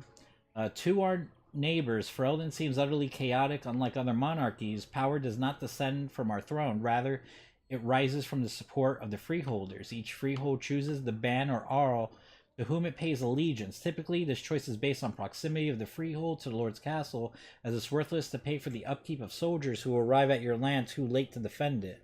For the most part, each generation of freeholders casts its lot with the same ban as their fathers did, but things can and do change. No formal oaths are sworn, and it is not unheard of, especially in the prickly central Benorn, for bands to court freeholders away from their neighbors, a practice which inevitably gets feuds that last for ages. Terns arose from amongst the band's war leaders who in antiquity had grown powerful enough to move other bands to swear fealty to them. There were many Terrans in the day before King Calenhad, but he succeeded in whittling them down to only two. Gorin in the south, Hyever in the north. These Terrans still hold the oaths of bands and Arls who they may call upon in the event of war or disaster, and similarly, the Terrans still hold responsibility for defending those sworn to them. The Arls were established by the Terrans, given command of strategic fortresses that could not be overseen by the Terrans themselves. Unlike the Terrans, the Arls have no band sworn to them and are simply somewhat more prestigious bands. The king is in essence the most powerful of the Terrans, although Denerim was originally the Ternier of the king. It has since been reduced to an Arling, as the king's domain is now all of Ferelden. Even the king's power must come from the bands. Nowhere is this more evident than during the Landsmeet, an annual council for which all the nobles of Ferelden gather, held for almost 3,000 years except odd interruptions during blights and invasions. The sight of a king asking for and working to win the support of lesser men is a source of constant wonder to foreign ambassadors.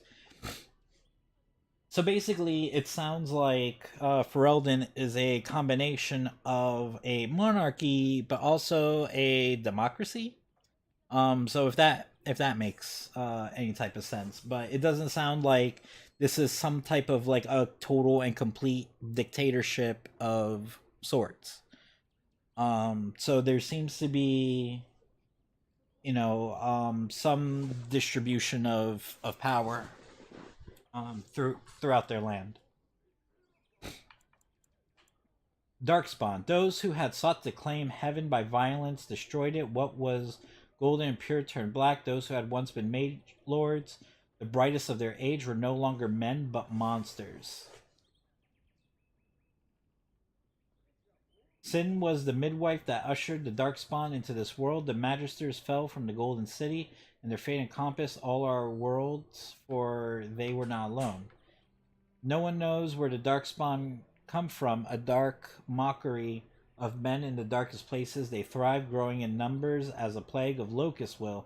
In raids, they will often take captives, dragging their victims alive into deep roads. Most evidence suggests that these are eaten. Like spiders, it seems Darkspawn prefer their food still breathing. Perhaps they are simply spawned by the darkness. Certainly, we know that evil has no trouble perpetuating itself. The last blight was in the Age of Towers, striking once again at the heart of Tevinter, spreading south into Orlais and east into the Free Marches. The plague spread as far as Ferelden, but the withering and twisting of the land stopped, well beyond our borders. Here Darkspawn have never been more than the stuff of legends. In northern lands, however, particularly Tevinter and the Anderfels, they saw Darkspawn hunt the hinterlands, preying on outlying farmers and isolated villages, a constant threat. So this is basically just going over what the Darkspawn are like, you know, what they do, what to expect, and yeah.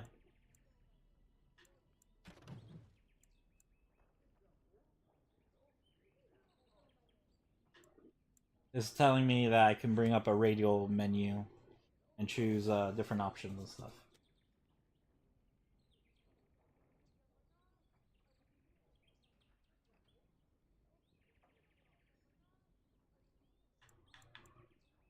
Oh, we got stuff up here about creatures. Babari Warhound. Dogs are an essential part of Ferelden culture, and no dog is more prized than a Babari. The breed is as old as myth, said to have been bred from the wolves who served Dane. Prized for their intelligence and loyalty, these dogs are more than mere weapons or status symbols. The hounds choose their masters and pair with them for life. To be the master of a Mabari anywhere in Ferelden is to be recognized instantly as a person of worth. The Mabari are an essential part of Ferelden military strategy. Trained hounds can easily pull knights from horseback or break lines of pikemen, and the sight and sound of a wave of war dogs howling and snarling has been known to cause panic among even the most hardened infantry soldiers. Rat. I don't know why this is a thing, but... What are you, mad? Even the most giant of rats isn't going to present that much of a problem to anyone larger than a cat. Even the stories in the archives that tell of blight-touched rats still only attributed them with the ability to spread the plague. The rats themselves got no larger than perhaps 3 feet in length, covered in sharp bony spikes and boils. Disturbing certainly, but dangerous. This is no fantasy conjured by madmen, young man. You have much more important creatures to concern yourself with. Transcript of a lecture given by Nalia, senior enchanter of Habsburg, 844, blessed. Note, she was later eaten by a blight rat. So that's irony. And then characters. Cerberus, who's the dog that I named him Cerberus. The Mabari is clever enough to speak and wise enough to not to. Gokuma's Warhound has a pedigree older than Highever and a penchant for driving cooks to distraction.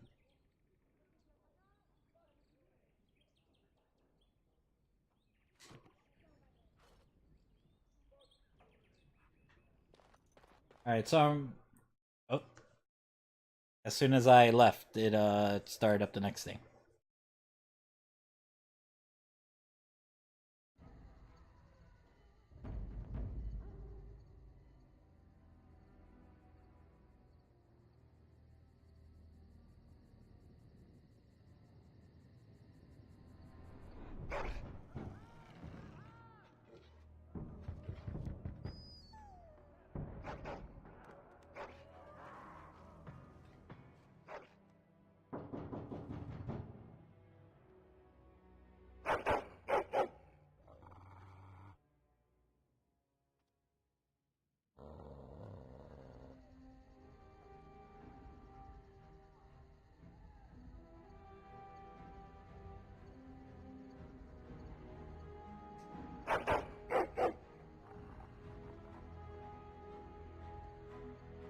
My lord!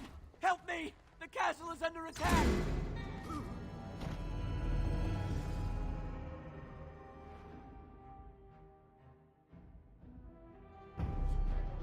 Can I get you a ladder so you can get off my back? Ah, I love how desperate you are. You're pathetic! Got it. I'll get on it. All right.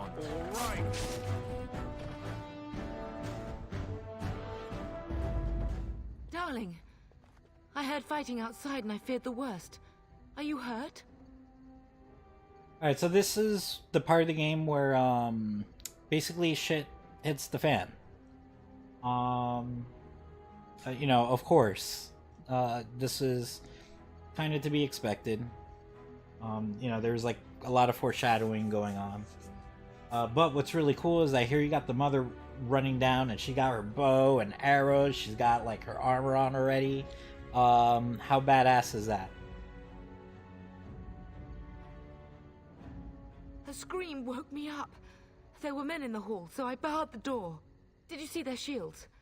Those are Howl's men. Why would they attack us?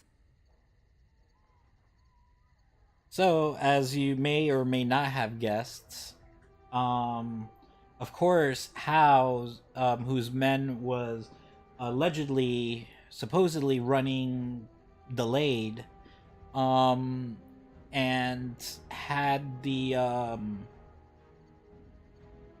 son and his army leave before the father does. Obviously this was you know, all a setup.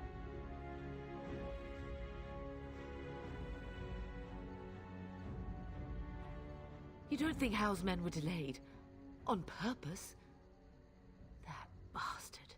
I'll cut his lying throat myself. Have you seen your father? He never came to bed. We must find him.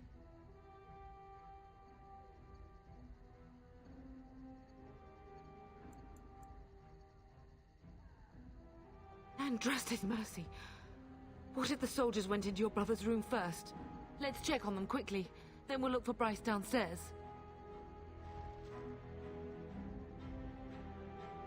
And we got our own mother as a party member. Why? Because she's a badass. So let's level up Cerberus. He's a party member, so, you know.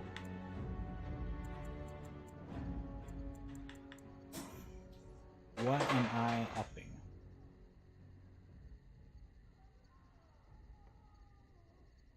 Not really too sure. Let's start with strength for now.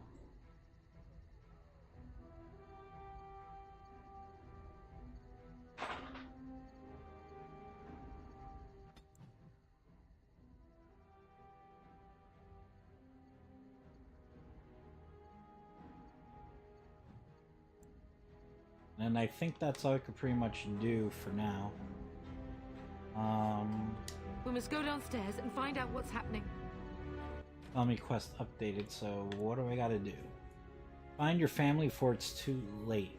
You went to sleep after the pleasant family reunion, only find that Arl Howe's men had infiltrated the castle, had begun killing everyone in it. Your mother doesn't know what happened. She has joined you as you search the halls of your home for the rest of your family.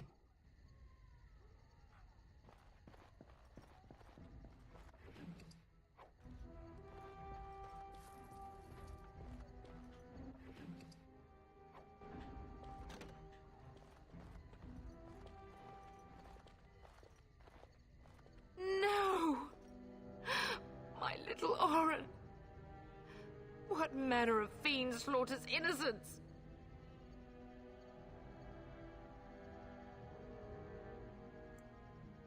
How is not even taking hostages? He means to kill all of us. Oh, poor fuckers. Let's go, I don't want to see this. So yeah, that's all kinds of fucked up. Killed the wife and son.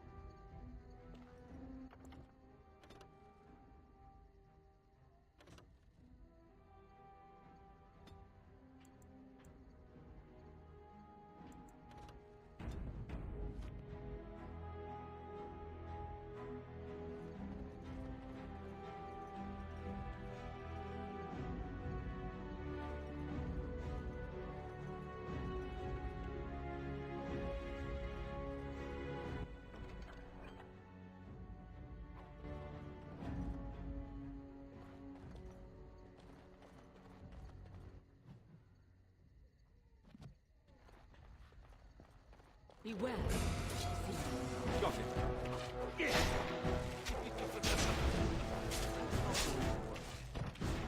Dare you come here? Can I get you a ladder so you can get off my back? This is our home! All right, all right.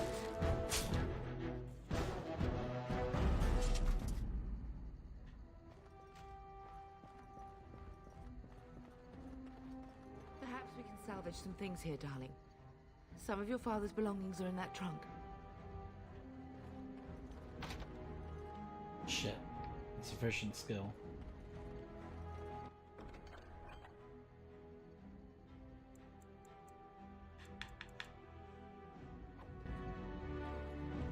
I don't think anything I picked up is gonna help me.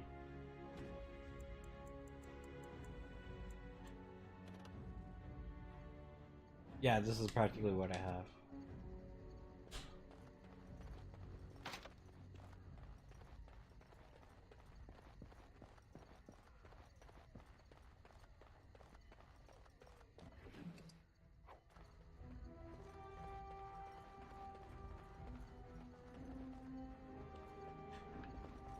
We must go downstairs and find out what's happening.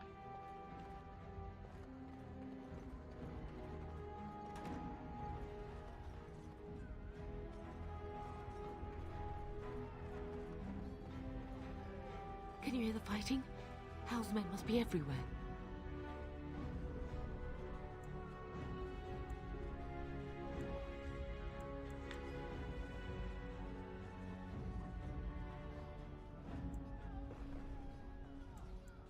My only grandchild is a ravaged corpse. What do I care about danger? The front gates. That's where your father must be.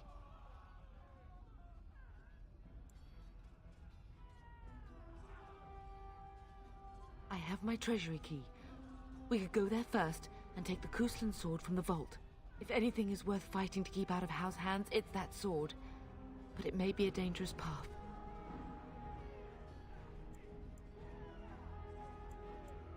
If Hal's men are inside, they must already control the castle. We must use the servant's entry in the larder to escape. Do you hear me?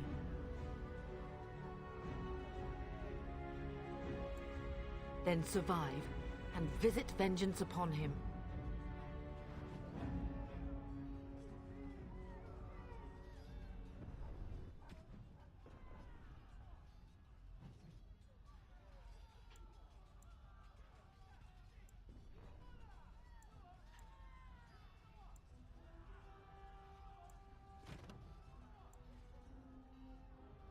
Who's in treasury? Find some weapons in the treasury. Your mother has given you the key to the treasury. You might be able to find some weapons there to help you against Arl Houseman.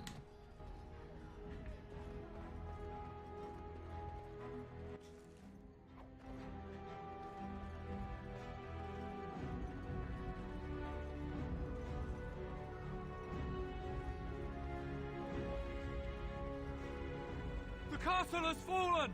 I'm getting out of here!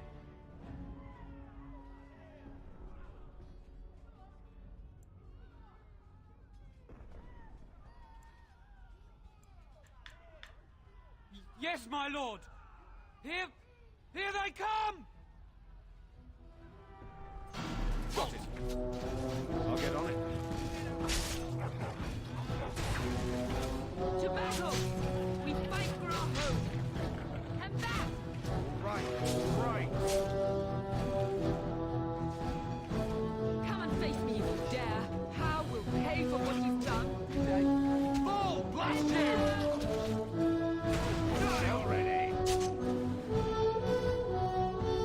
Alright, so, but if I didn't give myself a skill in coercion, I wouldn't be able to persuade that dude to fight with us, or persuade. Not that it's probably that, you know, very important, but. Be on your guard! Got it.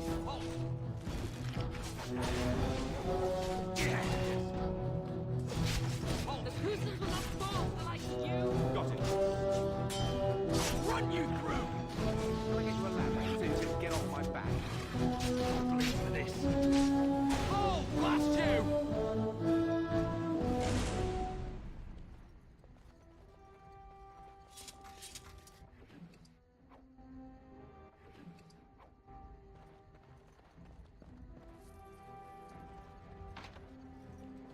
But it does suck down on the scope and shit yet. Something is coming. Now it's better than later. How dare you! You have no skill, only desperation! I'll get on it. I do not fear death. I have nothing else to lose.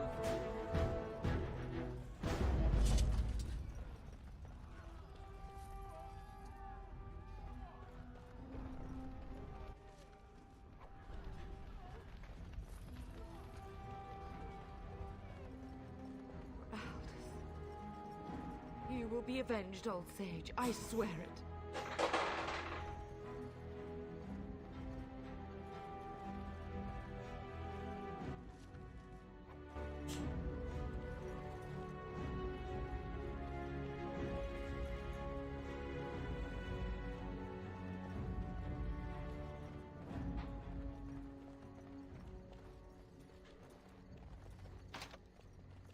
All these chests, man, I can't open any of them. Maybe if I get another level up soon, I can, and I'll run back. Come on!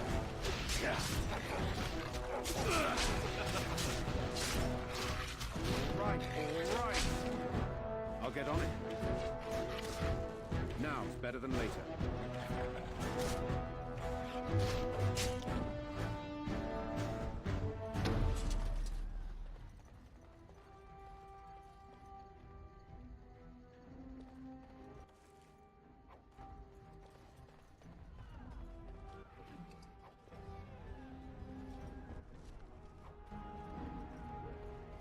Yeah, this is one thing that I remember that I don't like is that after a fight you kill enemies, sometimes the soldiers aren't glowing right away to pick up items from them, and there might be times where like you'll run past thinking like they don't have anything, but they do.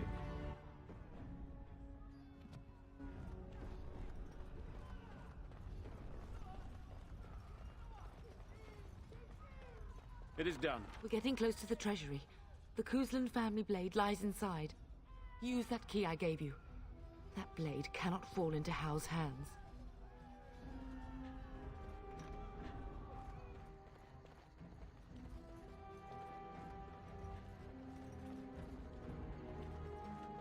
Done now. Are you happy?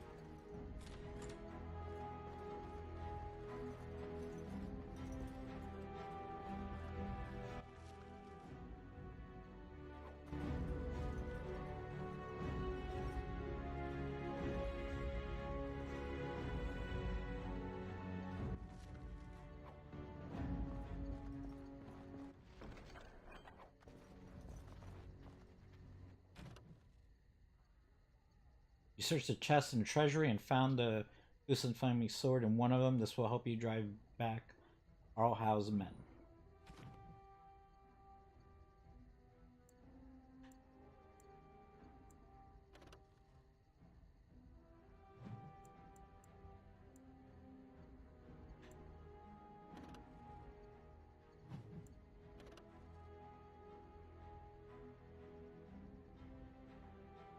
Your family sword is definitely better than the sword I got now.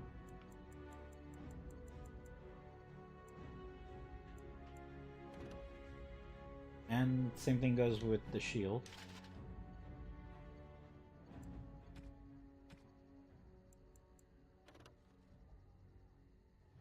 Scale armor for sure. And looks like that's pretty much it.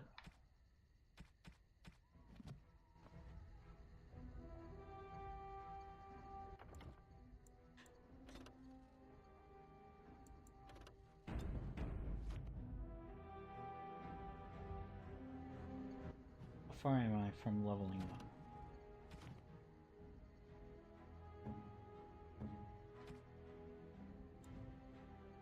I still got ways to go. Right. But it's cool that I can't get anything else from here. It won't matter. Can I get you a ladder so you We're can get under off my attack! back? Good day to you. Want to end your days in a cell? Keep it up. Got it. Oh, blast you! No chance. No chance at all.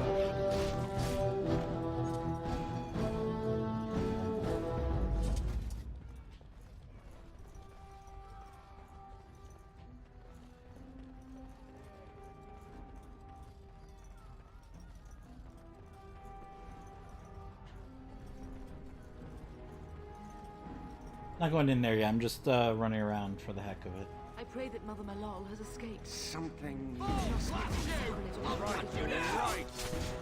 Can I get one ladder so you can get off my back? Now, better than later. We will not be defeated!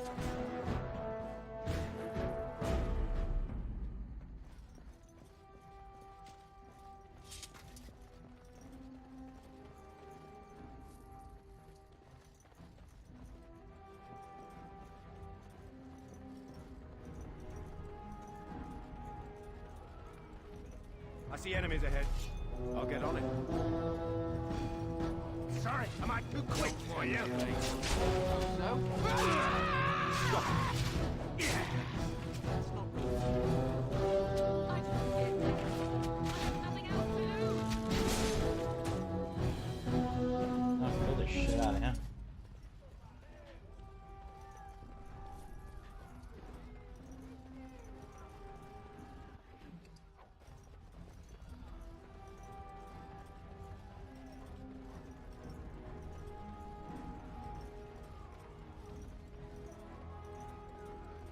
That's where it came from.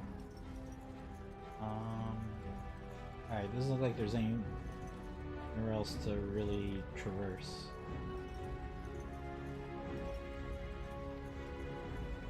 Well, the only other thing left to do is to confront How.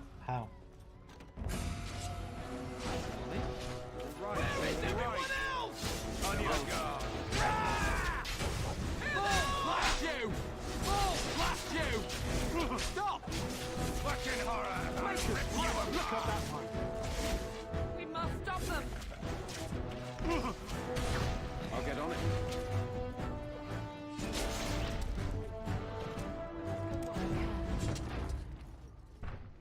Go, man the gates. Keep those bastards out as long as you can. Your ladyship, my lord, you're both alive. I was certain Hal's men had gotten through. They killed Oriana and Orin. I can't believe. Are you injured? Don't worry about me, ladyship. Thank the Maker you two are unharmed. When I realized what was happening, it was all I could do to shut the gates. But they won't keep Hal's men out long. If you've another way out of the castle, use it quickly. When I last saw the Terran, he'd been badly wounded. I urged him not to go, but he was determined to find you. He went towards the kitchen. I believe he thought to find you at the servants' exit in the larder. Bless you, Sir Gilmore. Make her watch over you. Make her watch over us all.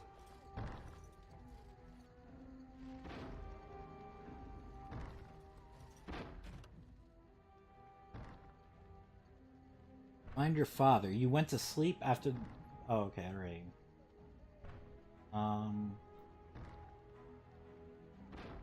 And began killing everyone in it. Sir Gilmore has told you that your father was last seen headed towards the secret exit from the larder. You look... Your mother should probably look for him too.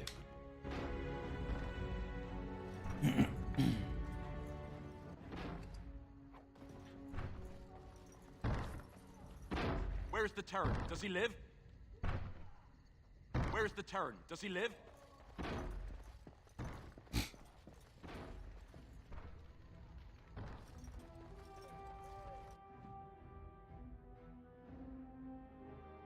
Something is coming.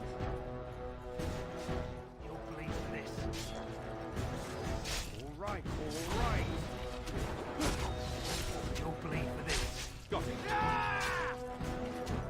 How about you?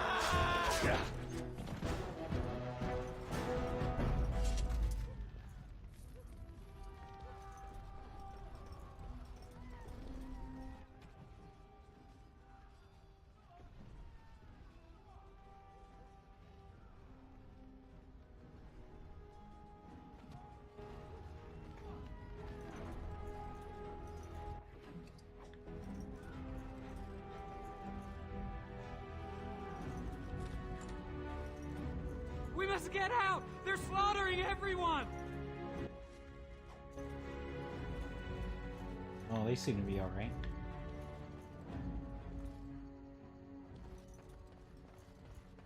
I mean, they ran off into nothingness, seemed like, but okay. Can I get you a ladder so you can get off my back? That'll work. Don't believe to this. Now it's better Over than here. later. And gotta level up.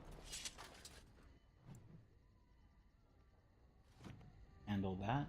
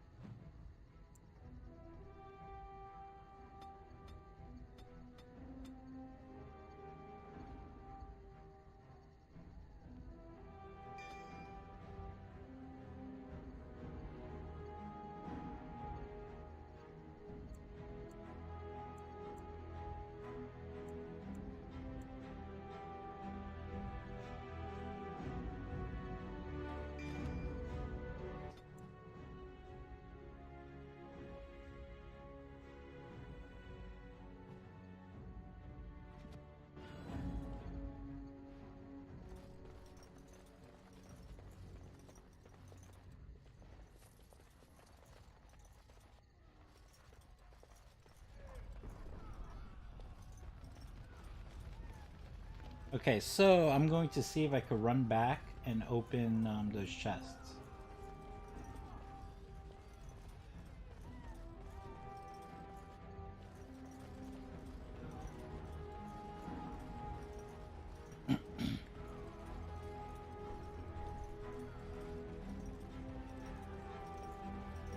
I can't go there yet. Well, I can, but that will progress me through the story. We don't want to do that yet.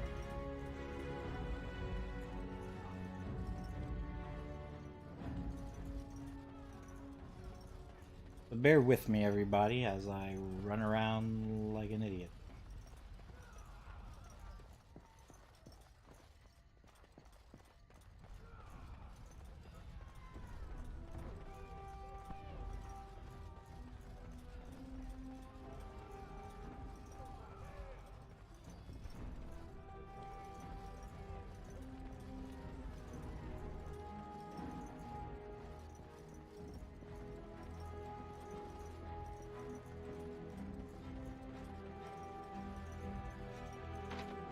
Nah, it's still locked.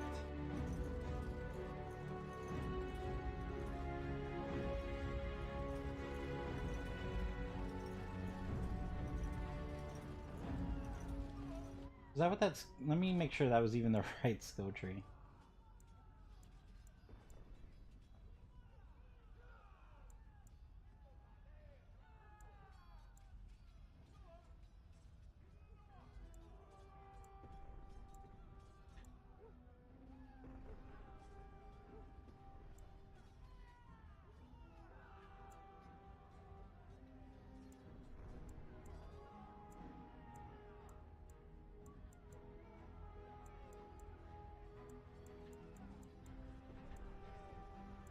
Crap, now I'm really not too sure.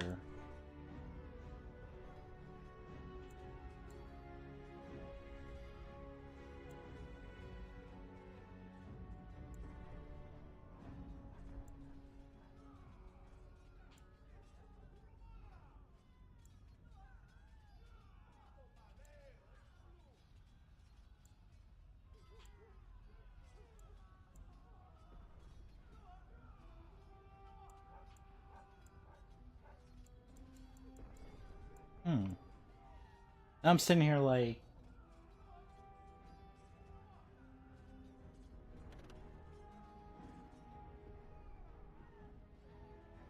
I'm sitting here like, shit, what determines lockpicking? So now I'm gonna have to look it up to check real quick.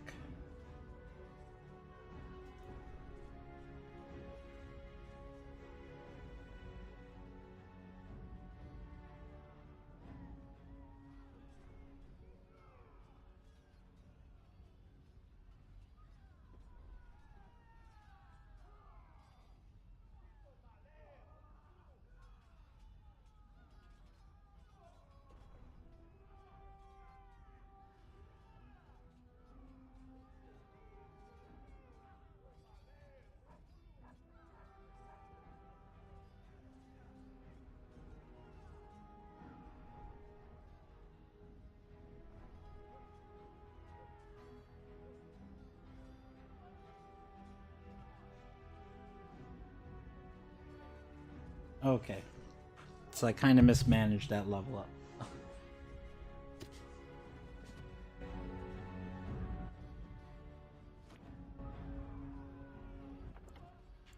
Let me load up the game. I don't know what's further. This one seems to be a little further. I have to do some stuff over again, but yeah, that's what happens in these games. So apparently if I was a rogue,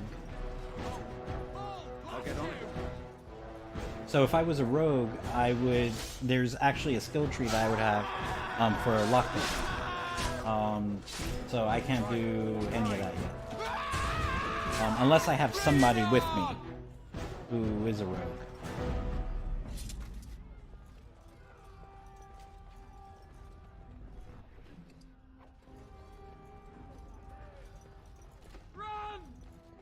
We must get out! They're slaughtering everyone!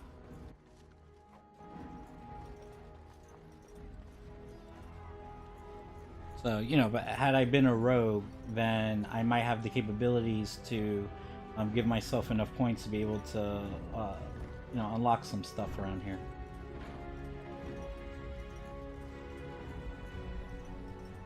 Okay, I'm not too far behind from where I loaded up the game. Keep your wits about. Yeah, because I leveled up like right here. I'll get on it. This'll be fun! Now, better than later.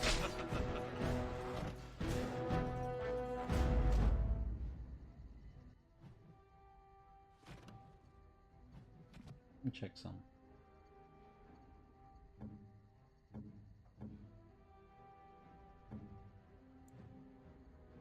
Okay, yeah, I'm almost leveled up.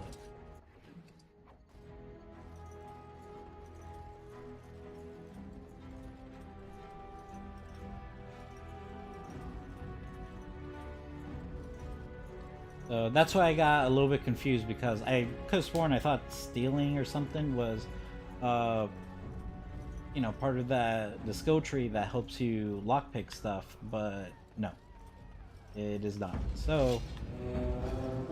Oh, blast you!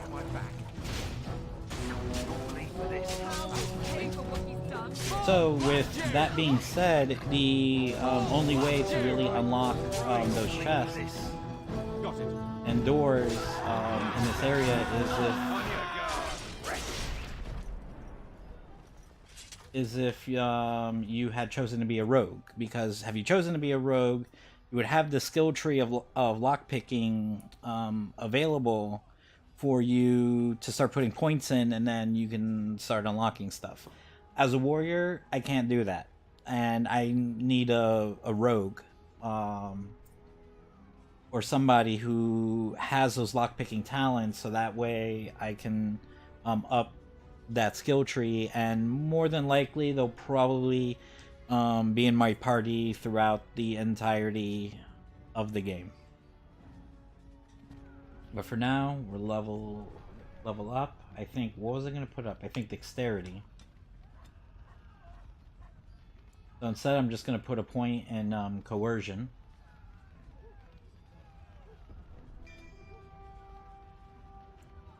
And And then because I gave myself points and dexterity, I'm gonna start putting points into this. I could probably start putting on other swords at this point.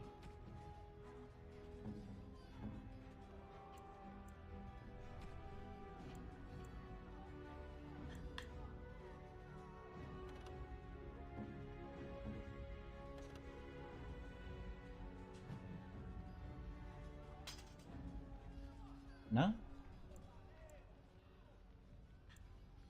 You have to unequip this, maybe? Put back the family longsword.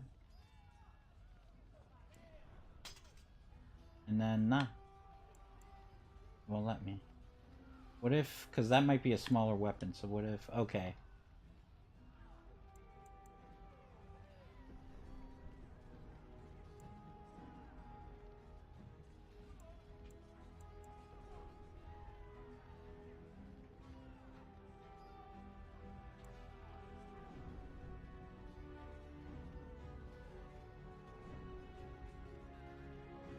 I'll need this so I can equip a full-size weapon, but I could have sworn when I was playing as Leliana in Leliana Song DLC that she was able to hold a huge sword and a small sword, but she wasn't able to hold two huge swords.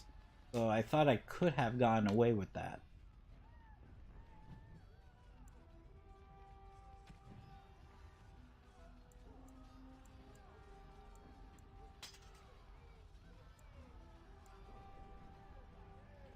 Okay, never mind, so it is laming that. So an axe is considered too big of a weapon. And I can't use another long sword or a great sword. Yeah, see? Oh, because that's a two-handed sword, so it definitely won't let me do anything with that. But if I try using a long sword, yeah, it just... Okay. So I can give myself...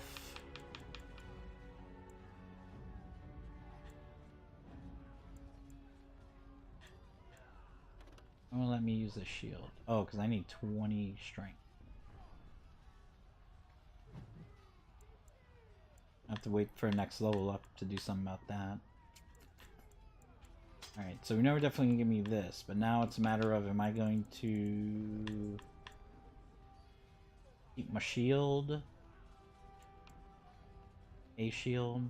Oh, you know what? I'll use the shield thing for now. It's not crazy important yet that it'll hold dual wielding.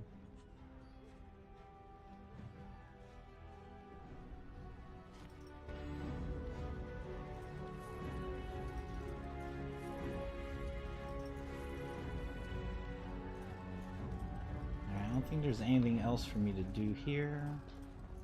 Let me continue forth. Before I go in there.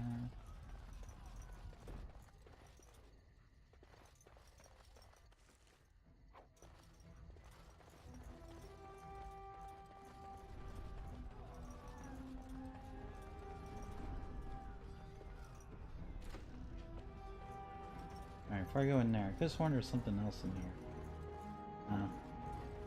Closed off. Here. Is the lady dead too? Yeah, she is. That's sad. They have you meet all these nice people and take them away from you.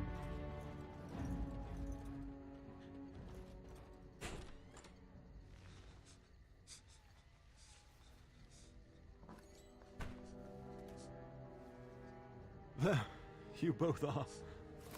I was Bryce! wondering when you would get here. Maker's blood, what's happening? You're bleeding! Hal's men found me first. Almost did me in right there.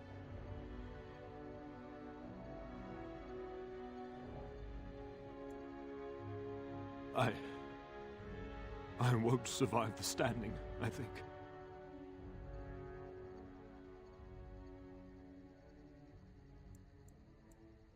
Only if you're willing to leave pieces of me behind, pup. Bryce, this is no time for jokes! Once Hal's men break through the gate, they will find us. We must go. Someone must reach Fergus. Tell him what has happened.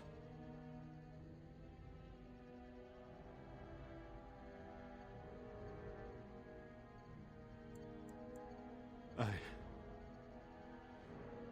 wish I could go. Oh. Bryce, no. The servant's passage is right here. We can flee together, find you healing magic.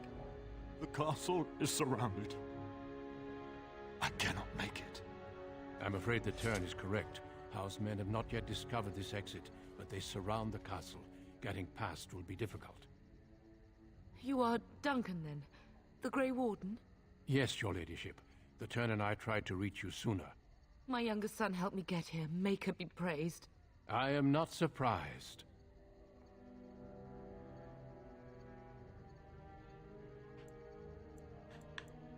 Whatever is to be done now, it must be quick. They are coming. Duncan, you are under no obligation to me, but I beg you, take my wife and son to safety. I will, your lordship, but I fear I must ask for something in return. Anything. What is happening here pales in comparison to the evil now loose in this world. I came to your castle seeking a recruit. The Darkspawn threat demands that I leave with one. I understand.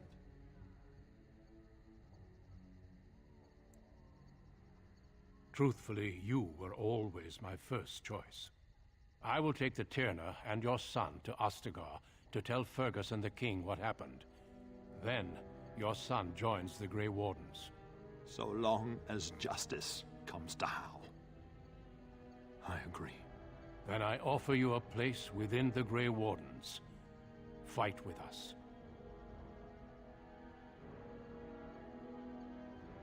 We must leave quickly then. Bryce, are you sure? Our son will not die of Hal's treachery. He will live and make his mark on the world. Darling, go with Duncan. You have a better chance to escape without me. Eleanor. No, Hush, Mama. Bryce. I'll kill every bastard that comes through that door to buy them time. But I won't abandon you.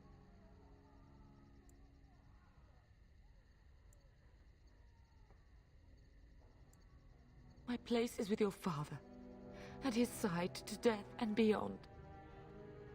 I'm so sorry it's come to this, my love. We had a good life, and did all we could. It's up to our children now. Then go, pup. Warn your brother. Know that we love you both. You do us proud. They've broken through the gates. We must go now. Goodbye, darling.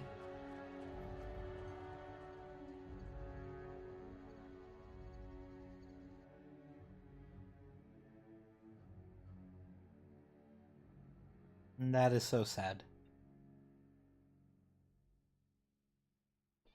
Now I gotta we will go be be traveling Batman. south through the hinterlands to the ruin of Ostagar, on the edges of the Korcari Wilds.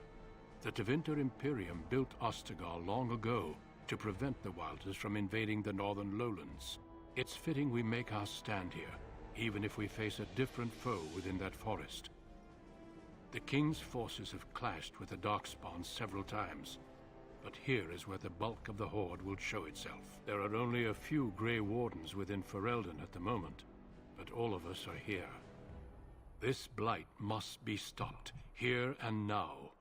If it spreads to the north, Ferelden will fall. Ho there, Duncan. King Cailan. I didn't expect a royal welcome? I was beginning to worry you'd miss all the fun. Not if I could help it, Your Majesty. Then I'll have the mighty Duncan at my side in battle after all.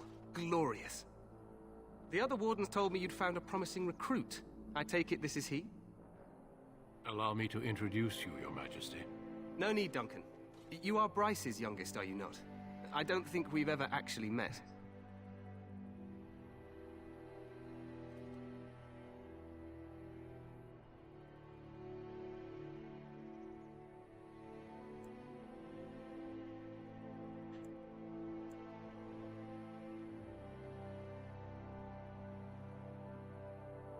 Your brother has already arrived with High Ever's men, but we are still awaiting your father.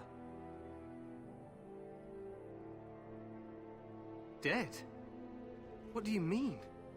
Duncan, do you know anything about this? Terran Cousland and his wife are dead, Your Majesty. Arl Howe has shown himself a traitor and overtaken High Ever Castle. Had we not escaped, he would have killed us and told you any story he wished. I can scarcely believe it. Well, how could he think he could get away with such treachery? As soon as we are done here, I will turn my army north and bring Howe to justice. You have my word.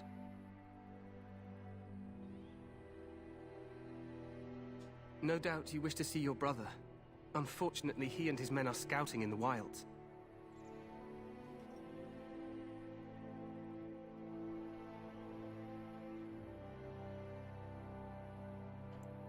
Not until the battle is over, I fear. Until then, we cannot even send word. I apologize, but there's nothing more I can do. All I can suggest is that you vent your grief against the Darkspawn for the time being.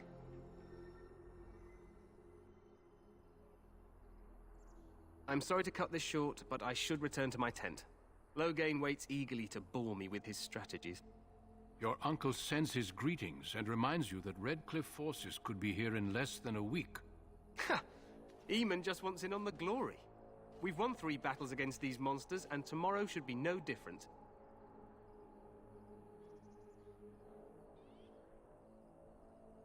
I'm not even sure this is a true blight. There are plenty of Darkspawn on the field, but alas, we've seen no sign of an archdemon. Disappointed, Your Majesty? I'd hoped for a war like in the tales. A king riding with the fabled Grey Wardens against a tainted god. But I suppose this will have to do. I must go before Loghain sends out a search party. Farewell, Grey Wardens.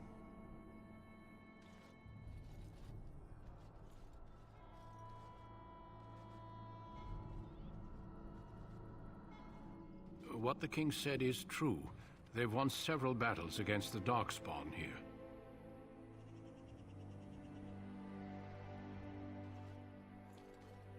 Despite the victory so far, the Darkspawn horde grows larger with each passing day. By now, they look to outnumber us. I know there is an archdemon behind this, but I cannot ask the king to act solely on my feeling.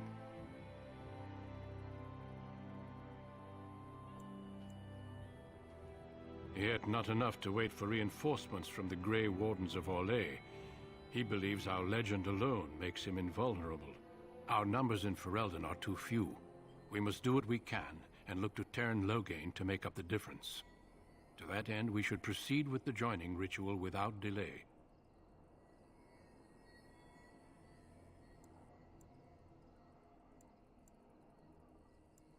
Every recruit must go through a secret ritual we call the Joining in order to become a Grey Warden.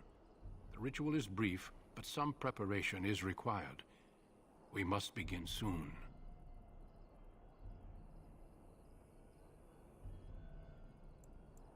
The Joining is dangerous. I cannot speak more of it except to say that you will learn all in good time. Until then, you must trust that what is done is necessary. You heard what the king said. He is scouting in the wilds and beyond contact. Be patient. He will return. No, there are 2 other recruits here already. They have been waiting for us to arrive. Feel free to explore the camp here as you wish. All I ask is that you do not leave it for the time being. There is another Grey Warden in the camp by the name of Alistair. When you're ready, seek him out and tell him it's time to summon the other recruits. Your hound can stay with me while I attend to some business. The Grey Warden tent is on the other side of this bridge. You will find us there should you need to.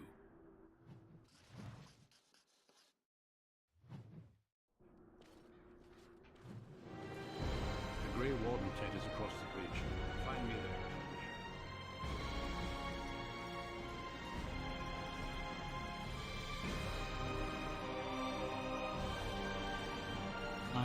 Just running around first.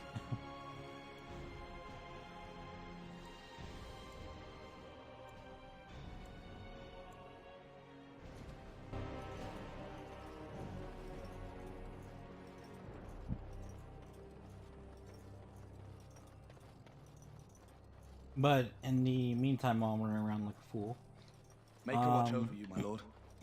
So that was basically the background story for your character.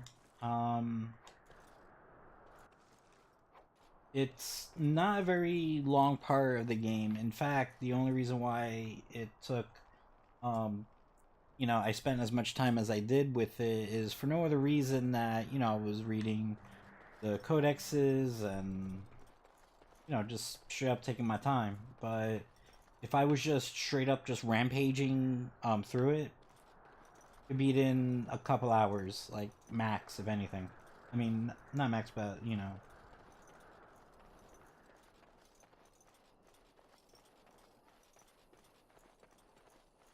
but you may even be able to beat it sooner than that.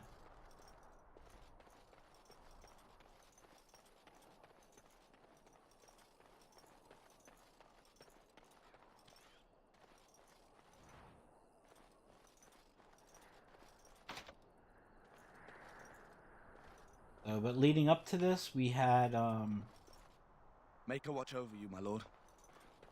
unfortunately, you practically lost your whole family. With the exception of your brother, who's out there somewhere. Your father received a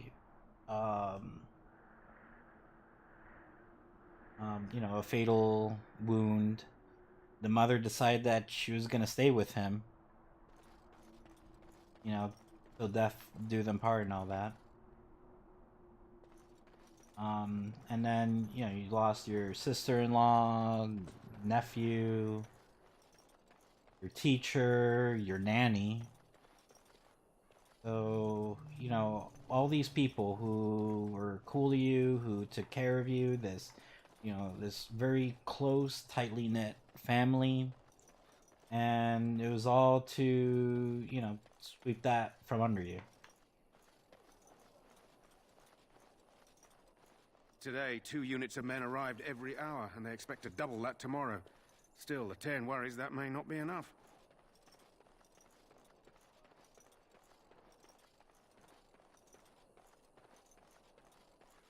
The Tower of Ishal is off limits. The men stationed inside are securing it now.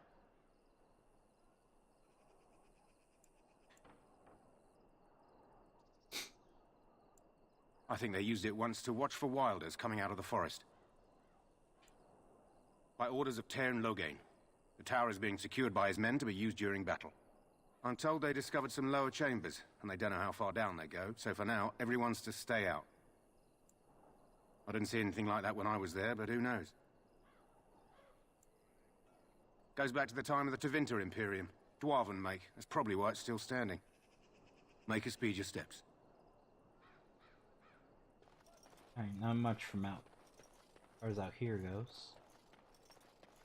I'm going to take another small break, restroom break. Be right back.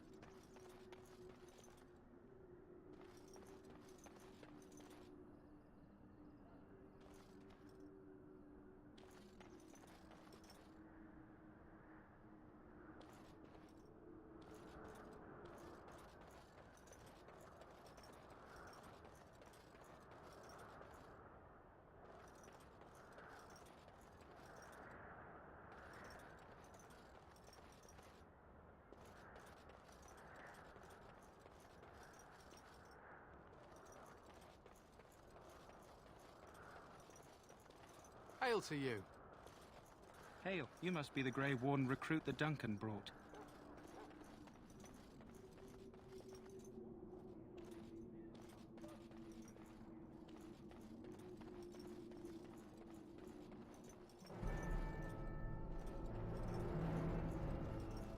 Greetings. King Caelan is not in his tent right now? I suppose I do, though he's spending most of his time with the Grey Wardens. He rides with them wherever they go, in fact. Teyrn Loghain sees the king whenever he can and argues with him over coming battles, but the king just waves him off. The king wants to end the Blight with a single huge battle the bards will sing of for centuries. Do you think that's possible?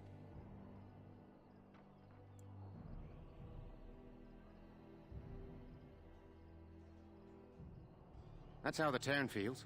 He'll do what the king wants in the end, though. The king thought it was funny that Teyrn called him reckless, and they fought about the queen.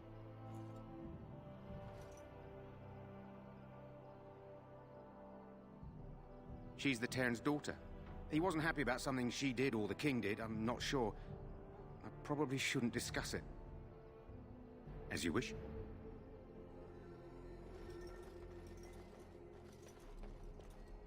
Hail to you.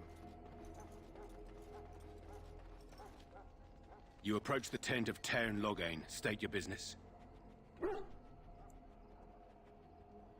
How can you not know of Loghain? He helped free Ferelden. He was the brains behind King Maric's armies and drove out those damned Orlesians.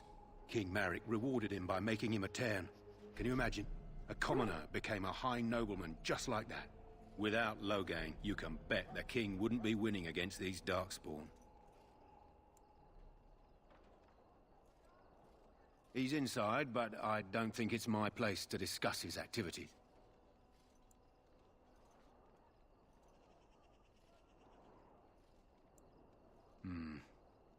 I suppose you have a message for him.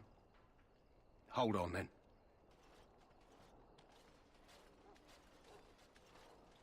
Yes, what is it?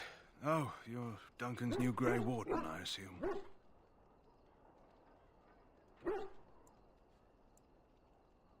Caelan's fascination with the Wardens goes beyond the ordinary.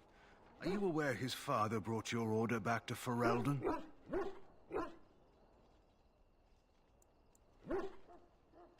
Maric respected the Grey Wardens. They have an honored place in the hearts of our people. But Maric would have understood that it takes more than legends to win a battle. But that's not an argument I'll repeat here. You look familiar. Have I seen you at the Landsmeet?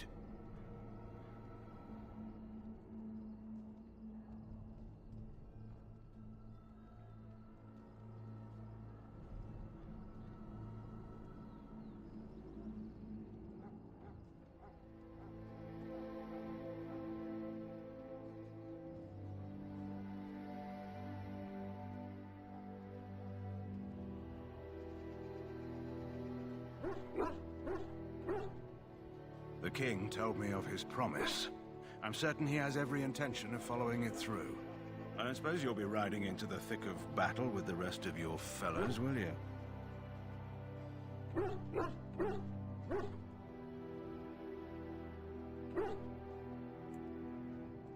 Here for the glory, huh? Fair enough. Now I must return to my task. Pray that our king proves amenable to wisdom, if you're the praying sword.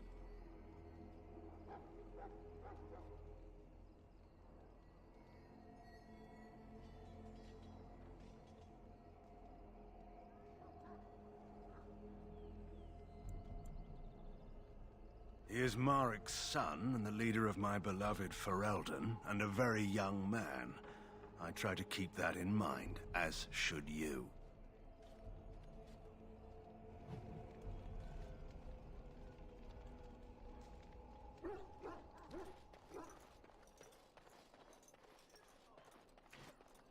Look carefully, man. This wretched thing is a Darkspawn. They're strong, cunning, and smart.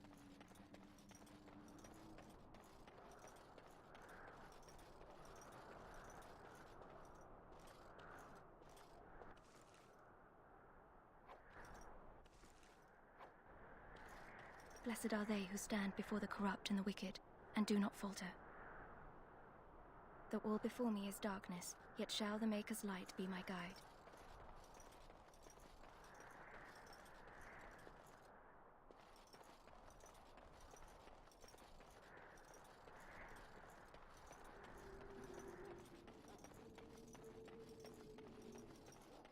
This is supposed to be the battle that sends these Darkspawn back underground. You believe that? I don't know what to believe. We've won every battle, but there's more of them each time. Makes you wonder if them Grey Wardens are right. I don't want to think about that. Sounds like the perfect time to get drunk, if you ask me. When do the reinforcements arrive? Are they really from Orlais? Good night for it, Warden. There are lots of Darkspawn, Hail to different kinds. We're getting reports of things we've never even heard of. Our short friend here, for instance, is something called a Genlock. They're pretty common in the Horde, but we've seen others much larger. We don't know where these new Darkspawn are coming from, or what they can do. All I can say is to use caution. There aren't any we've seen that won't die once they bleed enough. How do you do? Hail to you. Tern Loghain's men are up to something in the Tower of Ishal. I wonder what it's all about. Make a watch over you, my lord. Hail to you.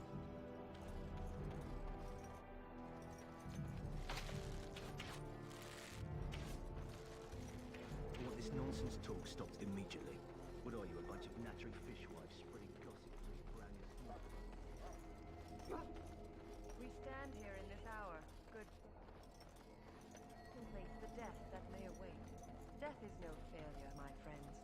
Should it find you... Greetings, young man. You are Duncan's newest recruit, are you not? He's not a man easily impressed. You should be proud. Allow me to introduce myself. I am Wynne, one of the mages summoned by the king.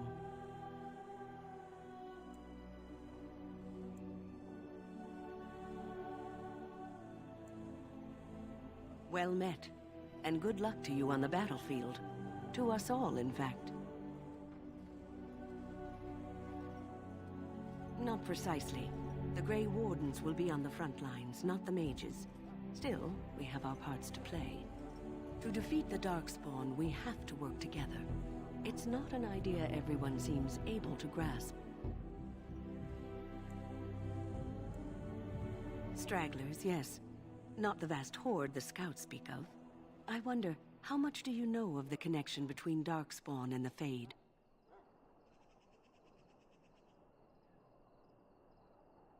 Anytime your spirit leaves your earthly body, whether it's to dream or to die, it passes into the realm we call the Fade. It's home to many spirits, some benevolent, others far less so. At the heart of the Fade lies the Black City.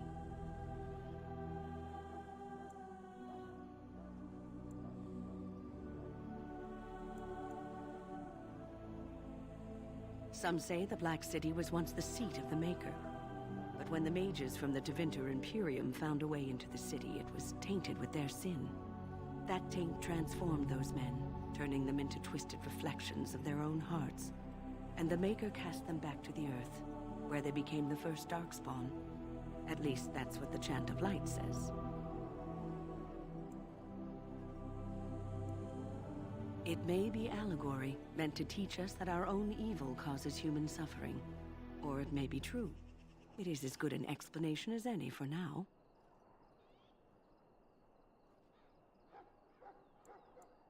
Yes, occasionally it's wise to contemplate one's actions. But I'm certain Duncan has more for you to do than talk to me. Die in this battle, and when you stand before the Maker in the land beyond the Fade, we shall not find the I'm sorry, but the mages must not be interrupted. The mages must not be interrupted. Their spirits are in the Fade. The Fade is the realm of dreams and the land of the dead, or so the mages tell us. Regardless, they are not to be disturbed, not even by Grey Wardens.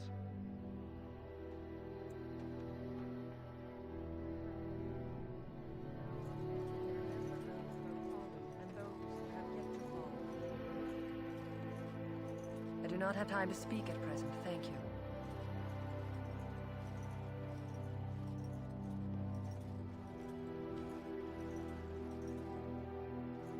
Shh, I'm trying to listen. Hail, Grey Warden. How do you do?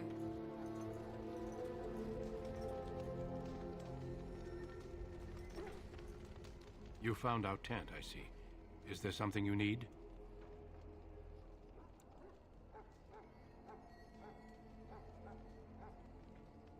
Alistair can help you with those. I had hoped he would be back by now.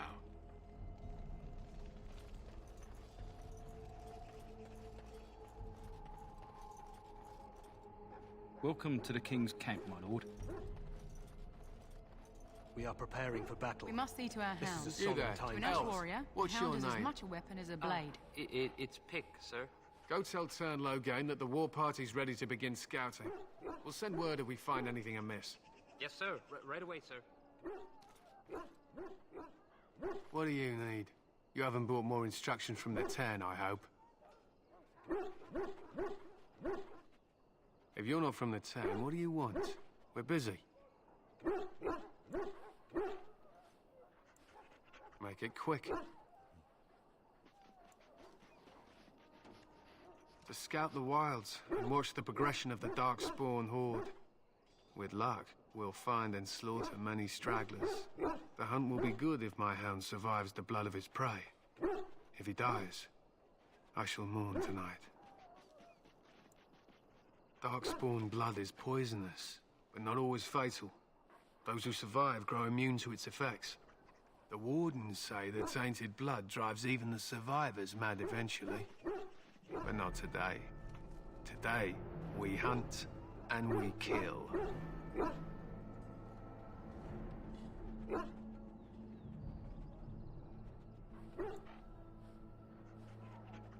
They fight at our side. We don't fret over their safety as if they were children. They use scent to distinguish us from our enemies, but the blood of battle can confuse them. So we paint ourselves with Caddis, which overpowers the blood, and also paint our hounds so they know we are the same. Why? Would you steal our Caddis and give it to the Darkspawn hordes?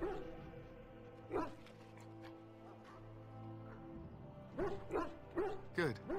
I hear death is unpleasant. My thanks. There is hunting to be done, and I'll not be kept from it.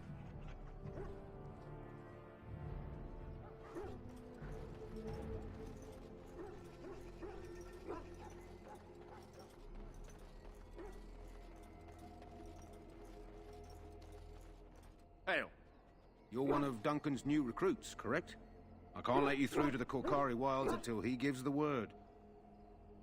The Korcari Wilds is a dangerous place. More so now that it crawls with Darkspawn. They say the Great Blight began deep within its forests. One of our scouting patrols has been gone for 3 days. We're taking bets on who got them first, the Darkspawn or the Witches of the Wilds.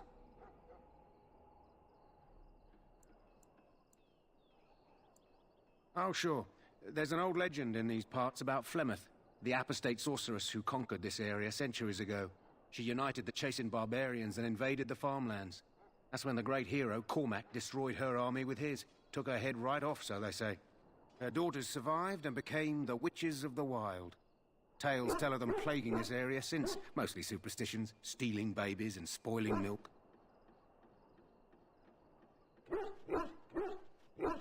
Only when it's dark and the wind is bad. No doubt those patrols met some Darkspawn. That's enough for anyone to worry about. At any rate, that's why Duncan doesn't want you wandering out without his say-so.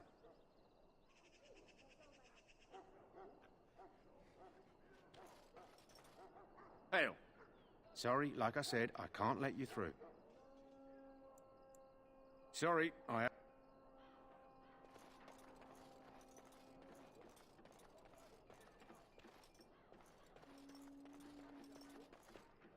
He calls. In the name of Andraste, I bless you today. May you find favor in the Maker's eyes. So let it be. I heard there was a giant bear Darkspawn with fangs as big as your arm.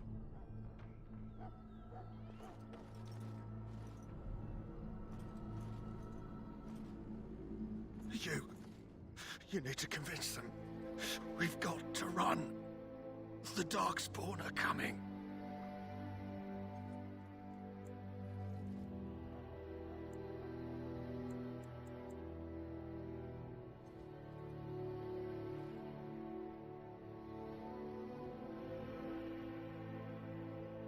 I saw them. We're gonna die.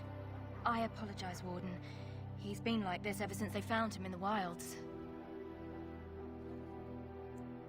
The commander who brought him here didn't seem to think so. You can feel it, can't you? They taint the land, turn it black and sick. Oh, you can feel it inside. They'll come out of that forest and spread. Like caterpillars covering a tree. They'll swallow us whole. That's quite enough out of you. You need to calm yourself, my good man. They were everywhere. I saw them.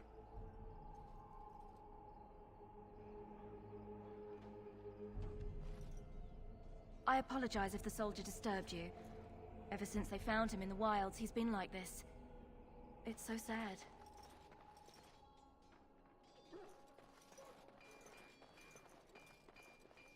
Sorry, the main army camp is off limits for you right now.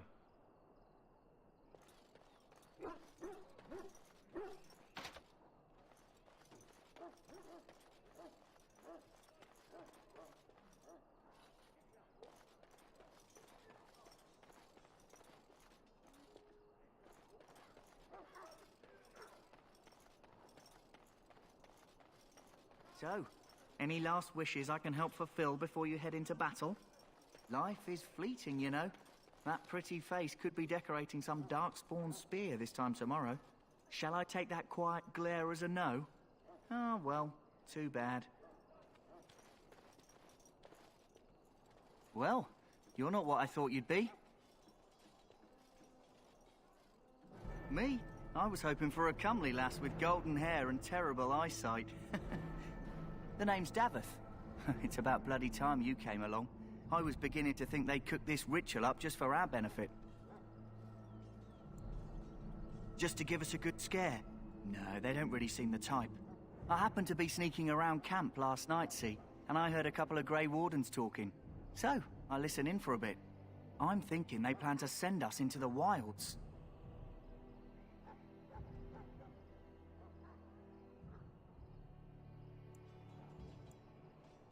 We're right on the northern edge of the Kukari Wilds here, miles and miles of savage country. My home village isn't far, and I grew up on tales about the wilds. Even been in there a few times. Scary place.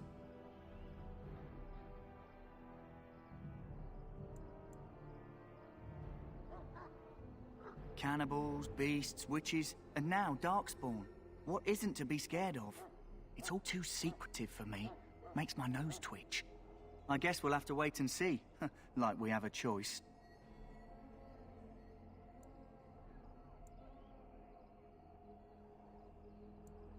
I suppose I could do that. Anyway, I expect it's time to get back to Duncan. That's where I'll be if you need me for anything.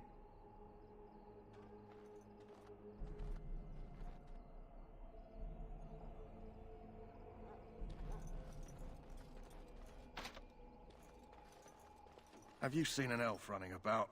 Young woman, red hair, carrying a suit of chain.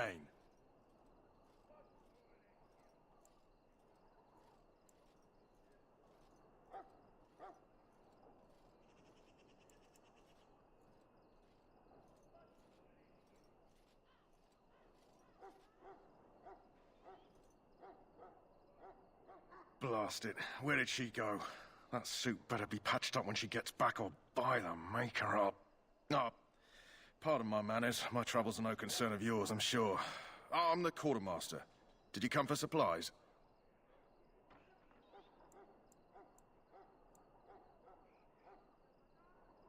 Oh, I'm sure you have better things to do than run errands for me. I can find them myself.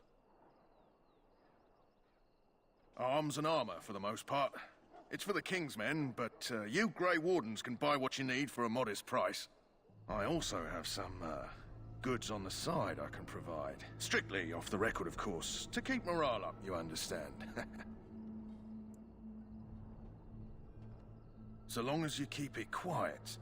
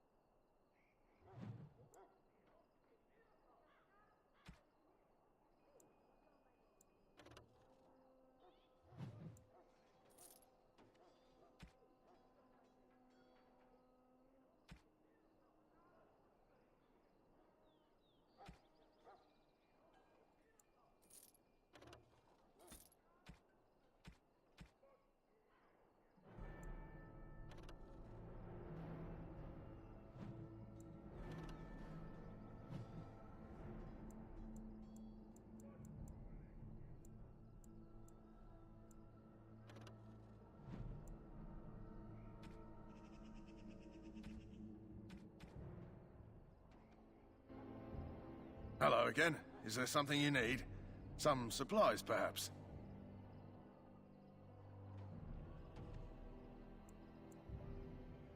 Let me know what you'd like.